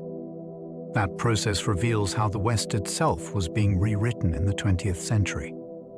Earp's fame tells us as much about later American needs and fantasies as it does about the streets he once walked. The shootout at the OK Corral lasted under a minute. That brevity is astonishing when placed beside its enormous fame. One of the most famous gunfights in Western history took less time than many people need to describe it. Yet within that compressed burst of violence, decades of legend found their fuel. The confrontation was rooted in tension, politics, alliances, and personal hostility, but the actual exchange of gunfire was brutally short. That fact matters because it reminds us how quickly history can pivot from lived event into national myth. The duration was tiny. The consequences were long. Testimony, argument, memory, and retelling did the rest. In a strange way, the shortness of the fight may even have helped. It created a concentrated event that could be replayed, interpreted, and reshaped endlessly without the messier sprawl of a long battle. What survives is not merely the sound of shots, but the transformation of seconds into legend. The West was full of violence, but very little of it achieved immortality so efficiently. Many so-called desperados spent more time hiding than fighting. The word desperado suggests constant action, relentless nerve, and a life lived in open challenge to the law. The reality was often slower, meaner, and more anxious. Many wanted men spent long stretches avoiding roads, sleeping in rough cover, relying on sympathizers, changing names, and worrying about betrayal from within their own circles. That hidden life could be grimly unromantic. Money ran out. Trust thinned. Freedom narrowed into caution. The outlaw who seemed terrifying in a headline might actually be miserable in a ravine, trying not to be recognized in the next town. This is one of the most useful corrections to Western myth. Crime did not always produce swagger. Often it produced tension, boredom, and fear. A robber might become famous for one explosive act, then spend months trying simply to stay invisible.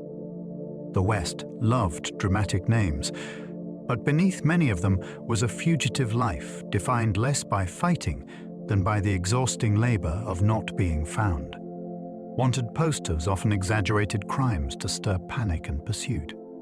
These notices were not neutral little announcements pinned to a wall. They were tools of pressure to attract attention, motivate pursuit, and heighten urgency. Posters could present a suspect in language that made him seem more dangerous, more notorious, or more dramatic than the facts strictly justified. A crime might be framed in ways that encouraged fear. Descriptions might harden uncertainty into certainty. Reward money itself added excitement, turning the search into both a civic duty and a possible payday.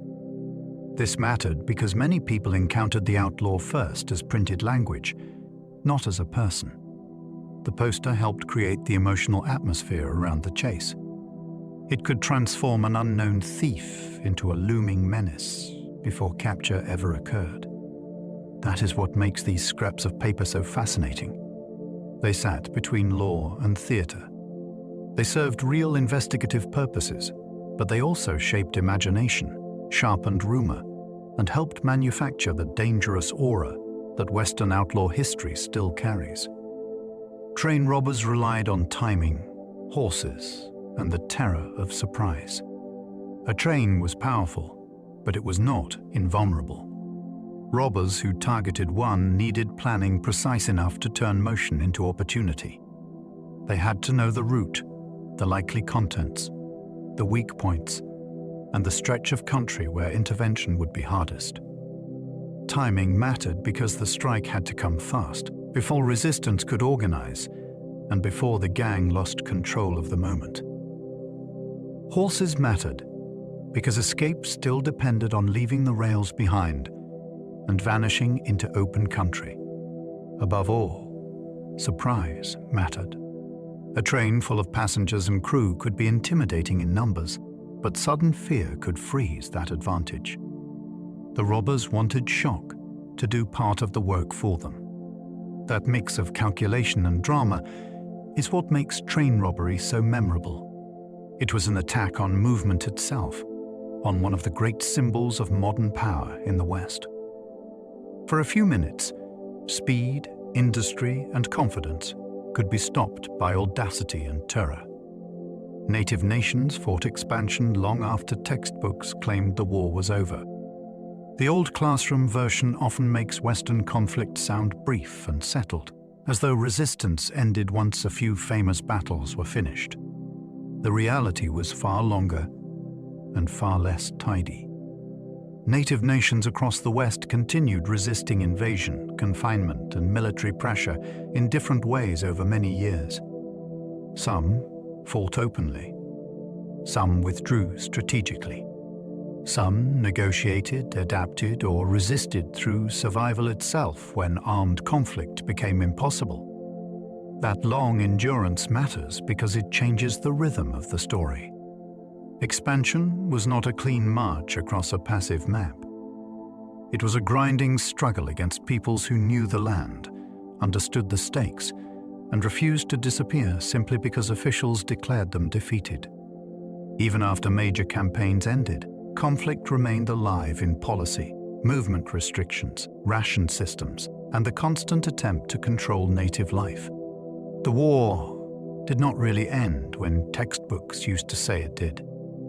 In many ways, it changed form and kept pressing forward. The Plains Wars were about land, survival, and broken promises. To reduce those wars to simple clashes between soldiers and warriors is to miss their deepest force.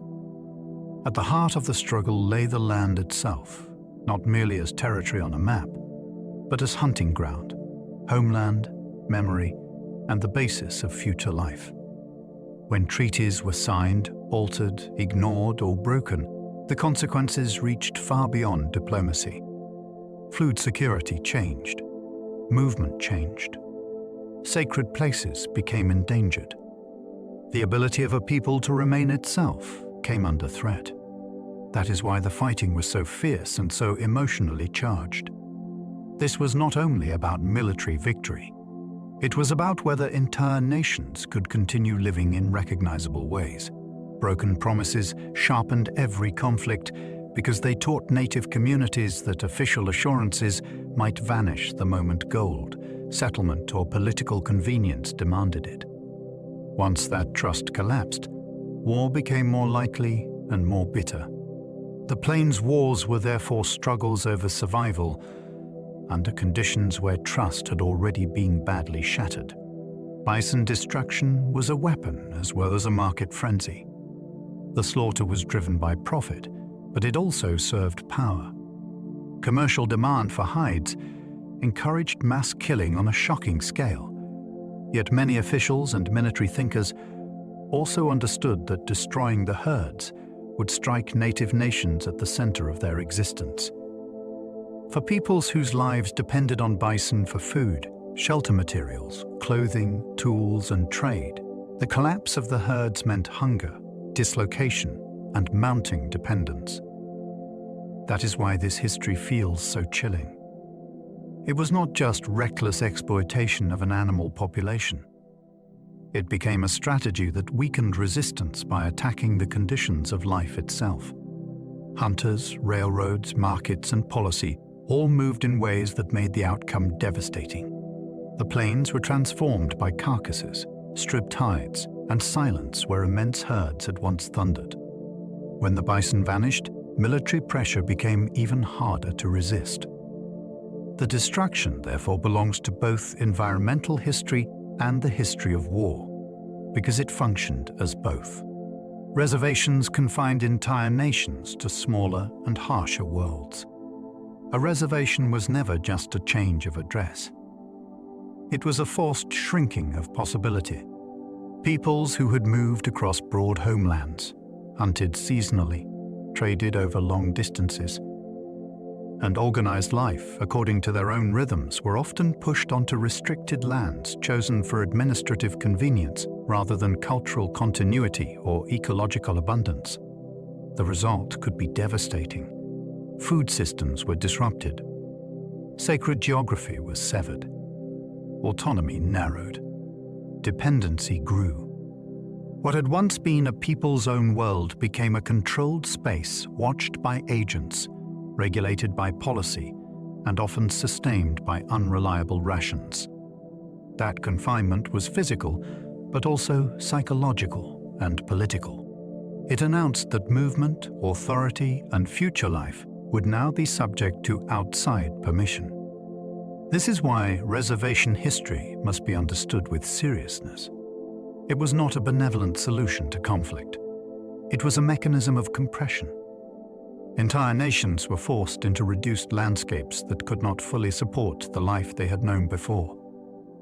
The ghost dance spread hope during a time of crushing loss. In an era marked by hunger, grief, military defeat, and relentless pressure, the ghost dance carried a powerful promise. It offered the possibility that the world might be restored, that the dead might return, that suffering might end, and that native life could be renewed after so much destruction. That hope gave the movement emotional force far beyond any single ritual act. It spread because people needed more than policy and ration lines could offer. They needed meaning, comfort, and the sense that history had not closed forever against them. To outside authorities, especially nervous officials and soldiers, the movement often looked threatening because they did not understand its spiritual depth and feared its collective energy. That fear helped turn hope into tragedy. What makes the ghost dance so moving is that it reveals the interior life of a battered world. Even after extraordinary loss, people still reached for renewal. Despair was real, but it did not have the final word. The Battle of Little Bighorn shocked the United States deeply. The shock came not only from the defeat itself, but from what it did to national confidence. An army force under a famous commander was overwhelmed by native fighters in a battle that seemed to violate expectations about power, progress, and the supposed inevitability of United States control. News of the defeat spread through a country already full of assumptions about Western conquest, and it hit with unusual force because it challenged the story many Americans wanted to believe. Here was a moment when native resistance did not look doomed or peripheral. It looked formidable. That is why the battle echoed so widely. It carried military significance, but it also carried symbolic weight. The shock sharpened calls for revenge and intensified pressure on native nations afterward. In that sense, the victory contained a terrible paradox. It was a stunning triumph of resistance, yet it also helped provoke even harsher campaigns. Little Bighorn remains unforgettable because it was both astonishing success and ominous turning point. Geronimo became famous because resistance could not be easily erased. His name endured because it represented persistence in the face of overwhelming pressure. Geronimo was not important only as an individual leader. He became a symbol of a larger refusal to submit meekly to conquest, confinement, and the erasure of Apache autonomy. Repeated pursuits, surrenders, escapes, and negotiations turned his story into something that seemed to resist conclusion. The United States military devoted enormous attention to capturing him, which only increased the sense that one person and the people around him still had the power to disrupt imperial certainty. That is part of why his fame spread so widely. He made clear that the frontier could not simply be declared settled, while determined resistance remained alive in mountain country and desert. Even after capture, his image continued to carry that stubborn force. He reminds us that history does not always obey official endings. Sometimes a single name survives because it keeps exposing how incomplete conquest really was. Comanche power once dominated huge stretches of the southern plains. For a long period, the Comanche were among the most formidable powers in North America. Their strength came from mobility, horsemanship, raiding skill, trade connections, and a deep command of the southern plains as a strategic world. They were not merely reacting to history made elsewhere. In many regions, they shaped the terms themselves. Settlers, merchants, rival native groups, and governments all had to reckon with Comanche power because it could control routes, threaten frontiers, and influence the balance of force across enormous distances. That reality is important because it overturns the common image of native peoples as always and only under pressure. There were times when the Comanche held the initiative and made others respond to them. Their world was dynamic, wealthy in horses, and deeply adapted to the possibilities of the plains.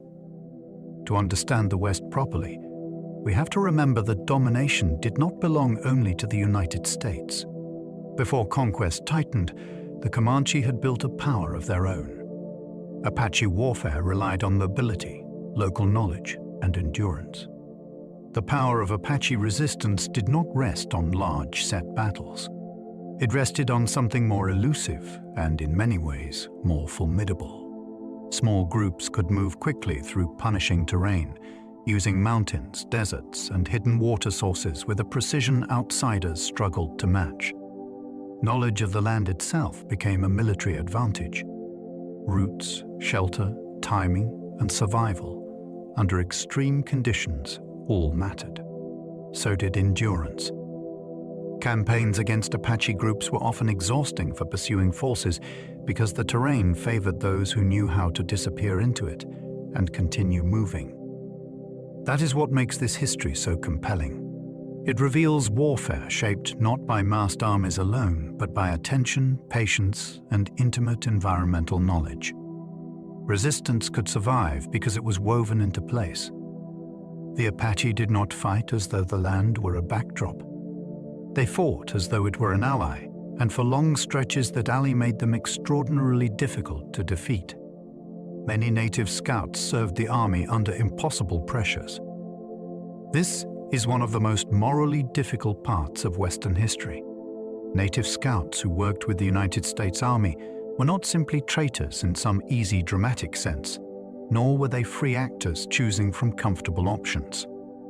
They operated under conditions shaped by survival, coercion, intertribal rivalry, political calculation, and the desperate need to protect families or communities in an era of relentless upheaval. Some used service to secure food, status, or leverage. Others may have seen old enemies as the more immediate threat. Their knowledge of terrain, language, and movement made them valuable to military campaigns, which placed them in painful positions inside a violent colonial system. That is why their story matters so much. It refuses simple categories. The West was full of people making choices inside terrible constraints, and native scouts embody that complexity vividly. Their service reminds us that conquest often worked by exploiting divisions and impossible circumstances, not only through straightforward force from outside. Mexican Americans were central to Western life before borders shifted. Long before the United States fixed its power across the Southwest, Mexican communities were already living, ranching, trading, farming, worshipping, and raising families there. That is essential to remember because it changes the meaning of the West completely. These were not newcomers arriving after the story began. They were part of the story before the border moved over them. Town life, cattle work, land use, architecture, foodways, and local government all carried deep Mexican roots. When sovereignty changed, daily life did not simply reset. People who had long belonged to the region suddenly found themselves treated as though they were marginal in their own world. That tension shaped the Borderlands for generations. It also means the West cannot be honestly understood as an English-speaking frontier alone. Spanish, Mexican law, ranching traditions, and family networks were already woven into its foundations. The border shifted, but the people did not vanish. Their presence remained central, even when later memory tried to blur it. The Borderlands were shaped by trade, conflict, family, and language. A borderland is never only a line. It is a lived region where worlds meet, mix, and sometimes collide. Across the western borderlands, goods moved back and forth. So did rumors, livestock, customs, marriages, and loyalties. Families could stretch across political divisions that governments insisted were firm. Languages overlapped in daily life. A person might negotiate business in one tongue, speak at home in another, and move between legal systems with uneasy skill.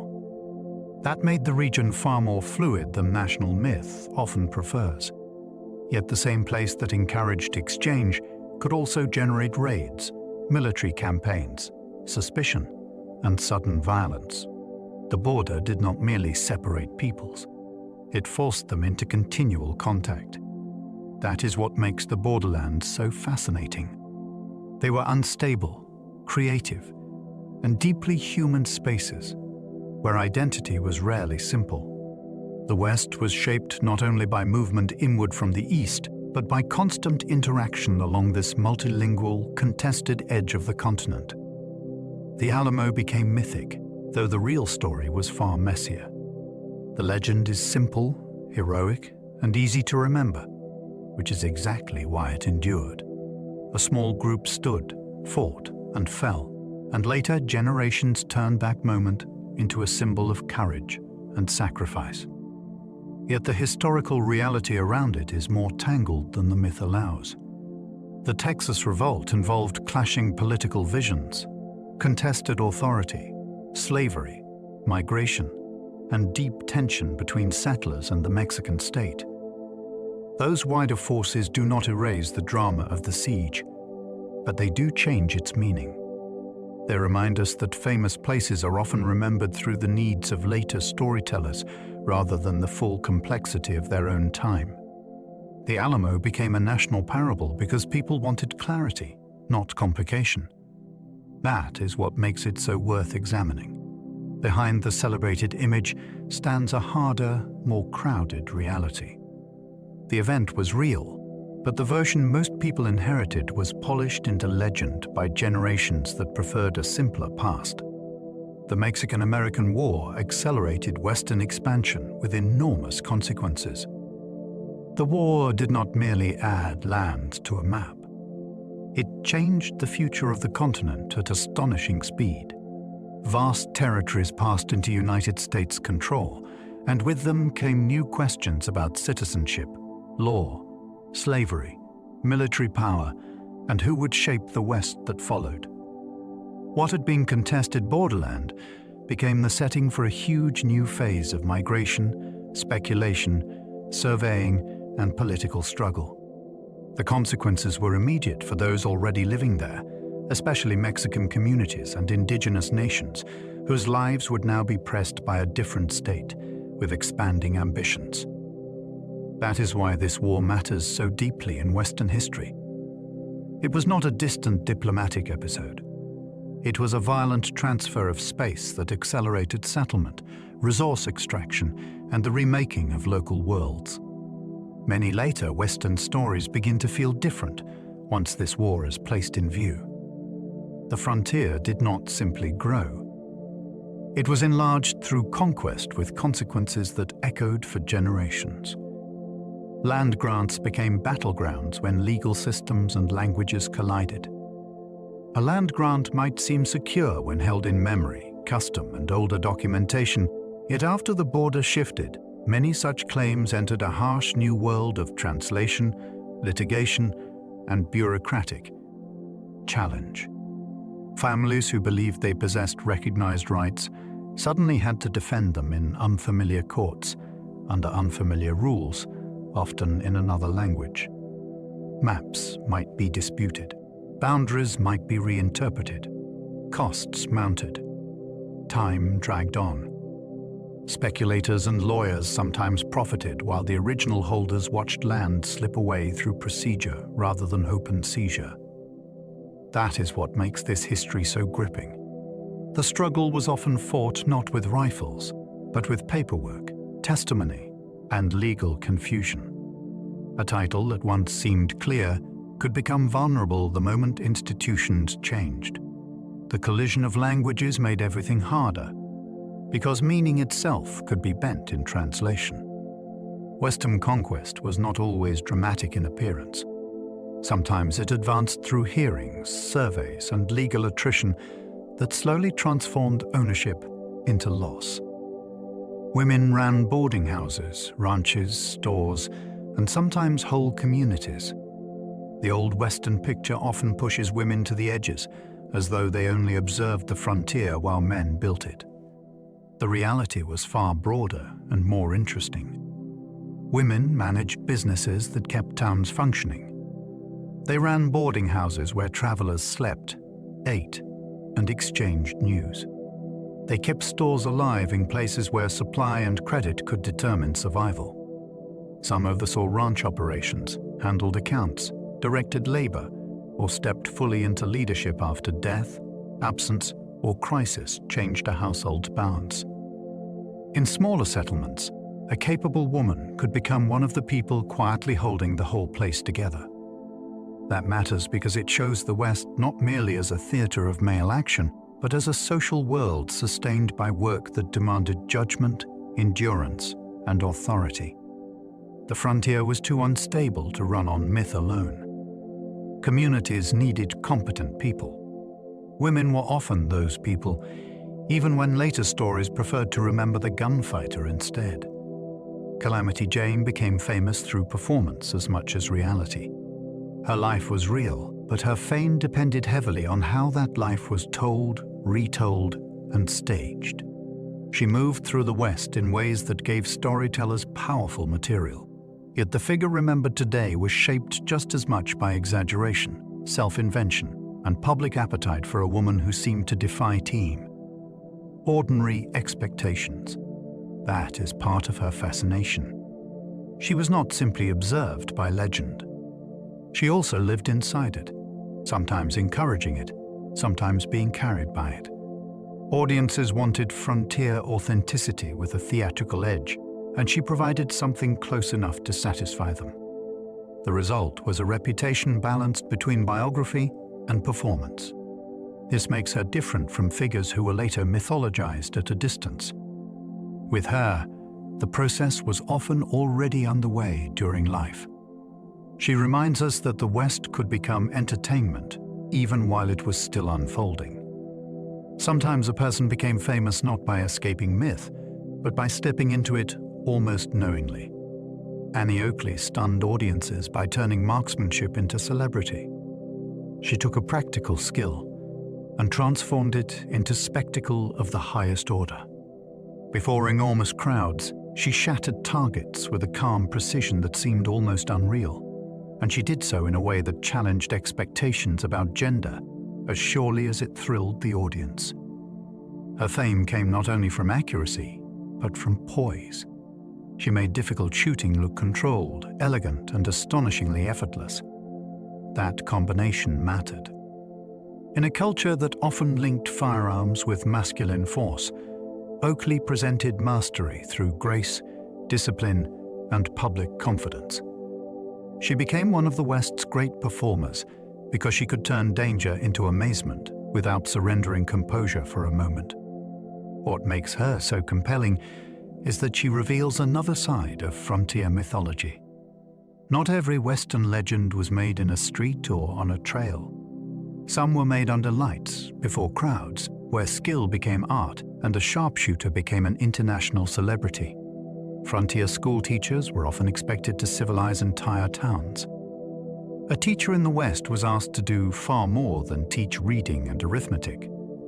In many communities, that person stood for discipline, order, aspiration, and the hope that a rough settlement might become something more stable and respectable. Parents wanted instruction, but they also wanted moral influence. Town leaders wanted schools because a school suggested permanence. Children arrived with mixed ages, uneven preparation, and family lives shaped by hardship. Resources were often thin. Buildings might be crude. Pay might be modest. Yet the teacher was still expected to hold a room together and, in some larger sense, help shape the future character of the place. That is a remarkable burden for one person to carry. It reveals how hungry frontier communities were for legitimacy. They did not want to remain camps forever. The schoolhouse represented a claim on tomorrow. In that sense, the teacher was not only instructing children, the teacher was helping a settlement imagine itself becoming civilized. Prostitutes were condemned publicly and relied upon economically in many camps. Few frontier contradictions are starker than this one. In mining camps, rail towns, and fast-growing settlements, sex work was often treated with loud moral disapproval, yet the same communities frequently depended on the money it generated. Brothels and related businesses drew spending into local economies, supported landlords, merchants, musicians, laundresses, and saloon owners, and became woven into the commercial life of places that pretended to stand above them. That hypocrisy matters because it exposes the unstable moral world of the West.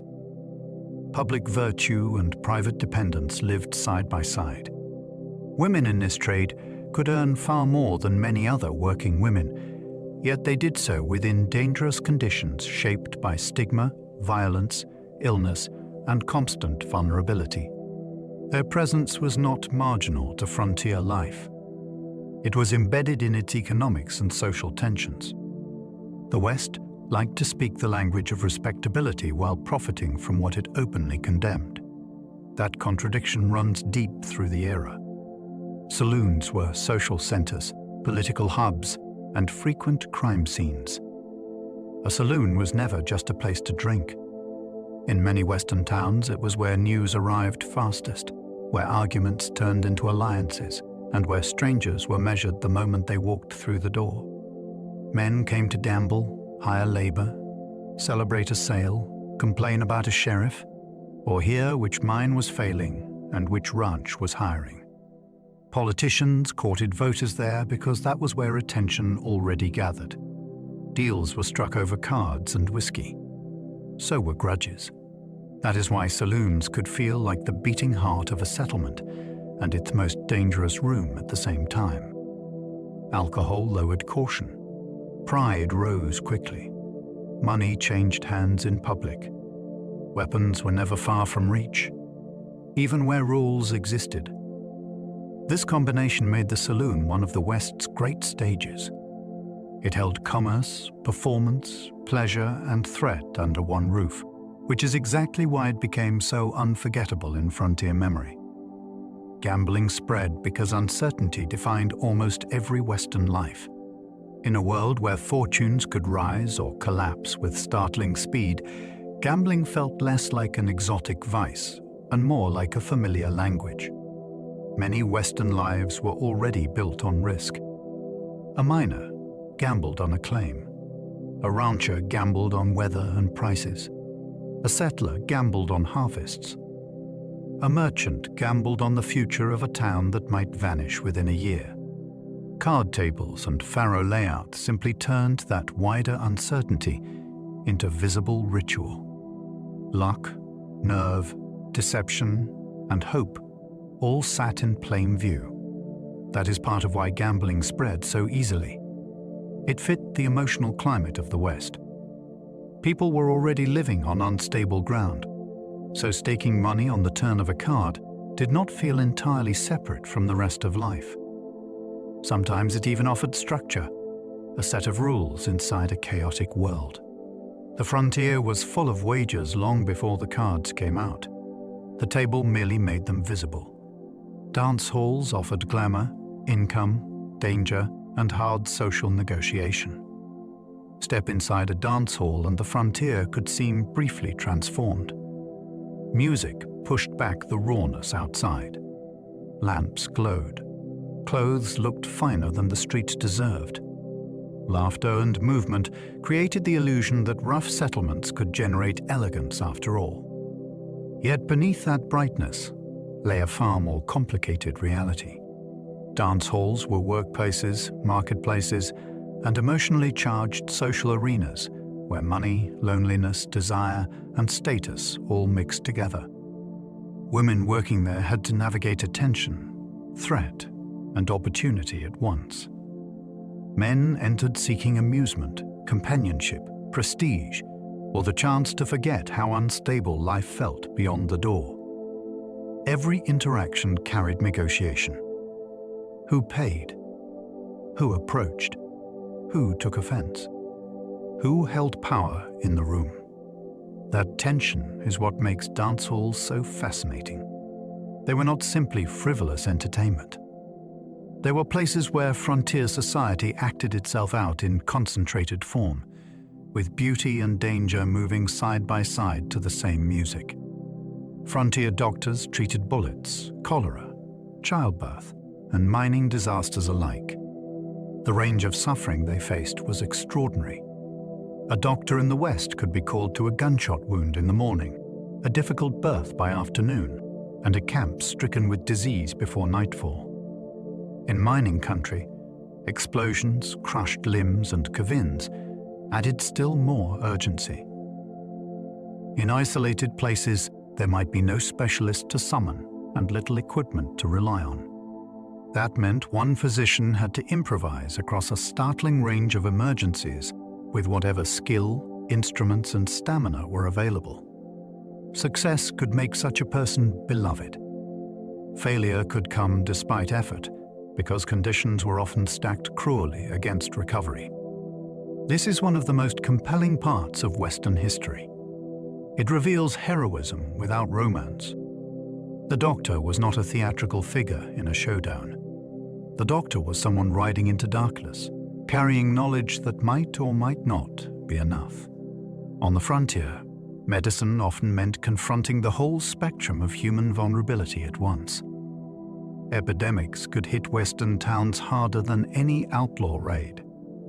Outlaws made dramatic stories, but disease could do far greater damage with far less warning.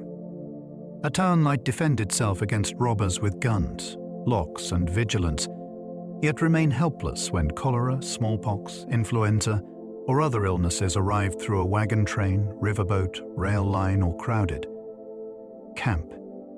Disease moved silently at first.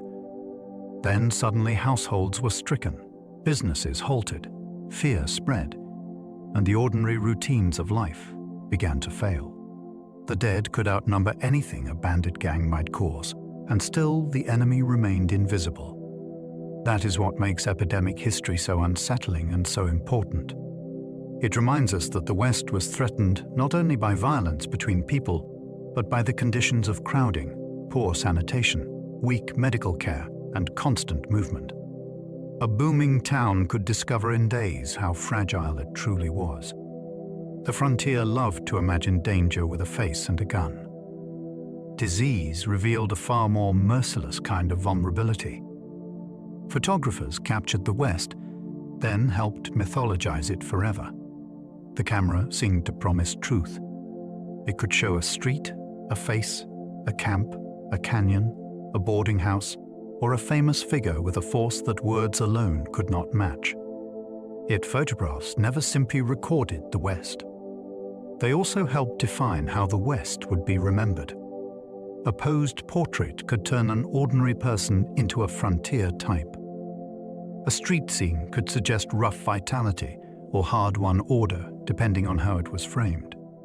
Landscapes photographed as vast and majestic encouraged the idea of a dramatic land waiting to be possessed, even when that vision erased the people already living there. This is why Western photography is so fascinating. It feels factual, but it also participates in storytelling. The images preserved clothing, buildings, tools, and faces with remarkable power, yet they also trained later generations in what to admire, fear, or romanticize. The camera did not just save the West. It helped invent the West people still imagine. Buffalo Bill sold the West back to the world as spectacle. That achievement was as strange as it was powerful. William Cody took the raw materials of frontier life, scouting, riding, shooting, indigenous resistance, military conflict, and buffalo hunting, and turned them into mass entertainment for audiences far removed from the original events. His Wild West show did not merely recount history. It staged a thrilling version of it, full of motion, danger, skill, and emotion, arranged for maximum effect. That meant the West could now be consumed as performance by people who might never travel there at all. The transformation is remarkable. A turbulent region became a paying spectacle with stars, scripts, and international reach. Cody understood something important before many others did. The frontier was ending as daily reality, but it was just beginning as a marketable dream. That is why he matters so much. He helped convert Western experience into a portable myth, and then carried that myth across the world like a traveling national story. Dime novels turned rough lives into national entertainment almost instantly. Cheap print could move almost as fast as rumor, and with far wider reach. Dime novels seized frontier material, outlaws, scouts, rescues, gunmen, riders, ambushes, and transformed it into thrilling stories for readers who might never see the plains or a mining camp in person.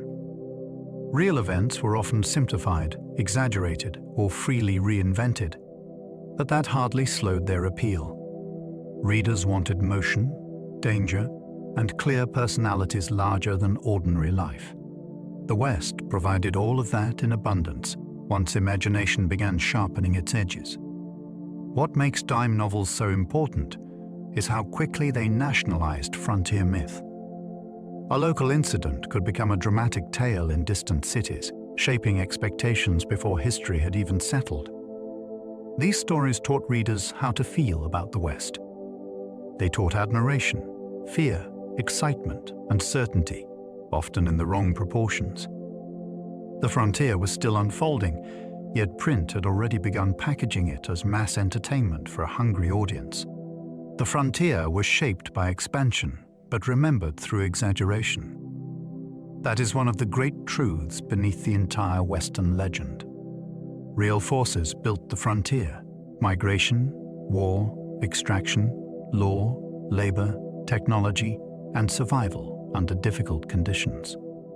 Yet when the time came to remember it, exaggeration rushed in and rearranged the proportions.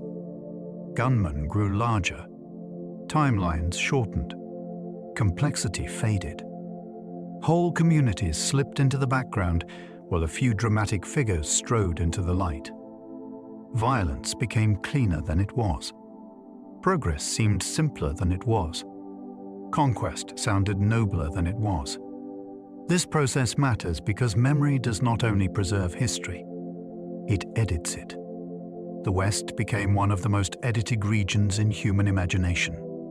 That is exactly why it remains so compelling.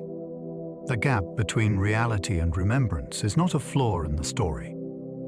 It is part of the story. To study the frontier honestly is to watch a real place being transformed twice, first by expansion itself, and then by the myths that claimed it afterward. The Wild West became immortal precisely because the real West changed so quickly. Things that vanish fast often leave the deepest imprint. The classic West did not endure for centuries in the form later generations imagined. It shifted with astonishing speed as railroads spread, towns stabilized, governments strengthened, markets matured, and open spaces were claimed, fenced, surveyed, and administered. That rapid change created nostalgia almost immediately. People could already sense something disappearing while it was still half present. The result was powerful. A fleeting world became easier to romanticize because it could not remain ordinary for long. Once it passed, memory rushed to preserve it in sharper colors than life had used. That is why the Wild West became so enduring in imagination. It was not immortal because it lasted. It was immortal because it slipped away before it could become too familiar. The legend hardened in the very moment the reality was dissolving. A fast-changing frontier became a permanent dream, and that dream has outlived nearly everything that first inspired it. As we come to the end of our journey, the West begins to soften again, not as a place of sharp edges and sudden danger, but as a memory stretching out across quiet plains and fading trails. We have wandered through towns that rose in a rush and vanished just as quickly. We have followed railroads that stitched distance together and fences that quietly closed the open land. We have met riders, workers, dreamers, and outlaws, each carrying their own story into a world that never stood still for long. We have seen how hope could build a life in a season, and how loss could unmake it just as swiftly. And now, all of that begins to drift. The shah-u-em of saloons fades into the distance. The rhythm of hooves slows. The wide horizon that once promised everything now feels still and calm and far away. If you are still awake and you feel like continuing the journey, there is another story waiting for you on the screen. Another path to follow, another world to explore, at your own pace. And if not, that is perfectly fine too. Let your breathing settle into a steady rhythm. Let your body sink a little deeper into rest. There is nothing left to chase, nowhere you need to go. The West can wait now. The stories can rest. All that remains is the quiet and the gentle sense of having traveled somewhere vast and slowly returned. Sleep well and good night.